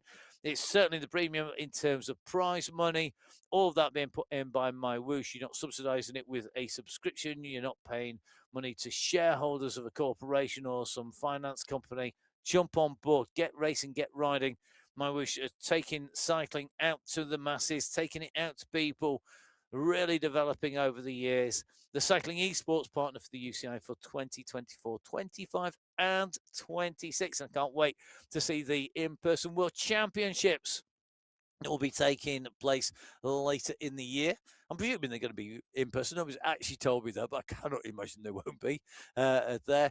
As we watch the current world champion Jason Osborne with Leonard Chugles as they go on this climb. Osborne puts in a dig at 10 watts per kilo, and Chugles is fighting to stay with him. This is the first step up from the low point of this course, running into the finish, and it looks like Osborne has had enough of his shadow in the shape of Chugles. Chugles, who has had a second and third so far, looking to keep that gap manageable. He's going at 7.5 watts per kilo. So is Osborne, though. Chugles creeping up to 8. They've got 18 seconds on Andreas and 23 seconds from Osborne to the chasing group behind. Jones has won it twice in a row. He's not going to do that this time around unless they do something miraculous and keep that gap right the way down. They are coming, and they're coming at speed, and they have this flat plateau with the potential of closing that gap out between the top of the first part of this climb and the ascent up to the finish, but they're going to have to all work. If anybody doesn't pull, they won't have the firepower to get themselves to close the gap down to take away a top spot. Surely the gap is too big at the moment, but these are the best in the world out racing on the MyWhoosh Sunday Race Club. They're on your screens. You can see them in person. Lionel Vajasin, Ollie Jones, Ricardo Panizza, Paul Skierski, and Ruben Don all battling for position here today. On the Sunday Race Club, every single place counts here for these riders. Only 10 riders will take prizes away in each of our race categories in terms of the overall race finish. Osborne leading the charge by 5 seconds from Chugles, 25 to Andreas and 28 to Skierski on the left of your screen, but the right-hand side of your screen, it's category 2, and they're into the last kilometre here as the wind-up begins early. Marcin Trojanowski starts it at 7 watts per kilo. Mayer coming at 11 watts per kilo alongside, starting to move his way up to the front. Here he comes. Vidal Mayer comes around the right-hand turn. In the lead, he's at 56.5k. He's got another left and right to do, though. It's an early move from Vidal Mayer. Trojanowski, Skierski, Van Urker there as well. Rick Van Urker pulling on those pedals. Can he move his way into top spot? It looks like Miller is coming hard here. Jesse Langeveen has just got at 14 watts per kilo. Langeveen moves up into second place. He's chasing Mayer. Mayer's at 10 watts per kilo. Langeveen's at 12. Vidal Mayer's looking to hold on to that position, but here comes Jesse Langeveen. Can Langeveen take this? He's got sprint power. Langeveen's going. Jochems is coming alongside. Jochems goes over the top. Oh, it's Omdahl and Jochems who've come over the top of Langeveen. Who's taken it? It's Omdahl. Omdahl takes it by 0.045 of a second from Jody Jochems. Martin Omdahl of Norway with the race win. Jody Jochems, second place for the Netherlands. Jesse Langeveen of the Netherlands in third place. Vidal Mayer, after that move off the front, takes fourth. Maciej Skierski takes fifth. It's going to be Simon Pardon Cooper taking sixth. Ross Fawcett taking seventh. Jeffrey Malone taking eighth. Bert Kane taking ninth. And Tatu Koistonen rounding out the top 10 in category 2. Wow, what a sprint. What a race finish. And another new name, category 2. In the winners list on the course here in Japan, in Kyoto. As we run across to category 1, the only race category yet to finish. There's 100 meters separating Leonard Chugles on the right of your screen from the man in front in the green skin suit. It's 100 meters too far because the world champion who's pulled on that sprint skin suit, who takes the win in the sprints competition, now lines himself up for the race finish. It's not going to be Ollie Jones, so making it 3 out of 3. It's a first win on this course for world champion Jason Osborne, who puts in the fastest time of the day here in Japan in Kyoto. In category 1, Leonard Chugles takes second place, and the sprint is on behind for third place. Now Pedersen has got the gap here. Pedersen has opened up on Jones, on Vajasin and co. And now Pedersen is going to sneak this. I think he's going to come across the line in third place. A charge came, and it was Pedersen in third, Vajasin in fourth, Van Elst in fifth. Sorry, it's Jones in fifth, Van Elst in sixth. It's updating as we speak. Jurek in 7th, Kaminsky in 8th, and Don, I think, will round out the top 9. Already in and through the line, 17 riders in Category 1. That is how close it was. At the time today, 1 hour, 17 minutes, 19 seconds, not beating the course record of Ollie Jones from the 25th of October. Remember, we've got that win taking effect as well in the racing. Osborne taking the win from Leonard Chugels in 2nd place. Pedersen, Vajassin, Jones, Van Els, Chirek, Kaminsky, Don, and Nair rounding out your top 10. And you can see just how close it was behind now Pedersen, with those riders chasing in and through the finish. If you're out there racing, keep on going, guys. That finish line will soon come, and we will have the first qualifier, qualifier 2 done. Our category 1 coming through to finish. The race leaders turning it to winners. Category 6 led us over the line. They were the first to finish. Fantastic racing from all of the community. A pleasure for me, Matt Payne, to put words to the action. Emma Martin will be back next week from her travels here on the MyWhoosh Sunday Race Club. Please join us. Download the app on iOS, on Android, or on Windows. Hit the subscribe button on Twitch TV or on YouTube. Tell your friends, we're here each and every week. Get on board and ride. Join MyWhoosh. It's no fuss, no fee, just ride. Thank you for watching. Thank you to all of the team and all of our riders who make it all possible. But from me, Matt Payne, enjoy your riding next week. I will see you next Sunday for qualifier race number 3. Until then, goodbye.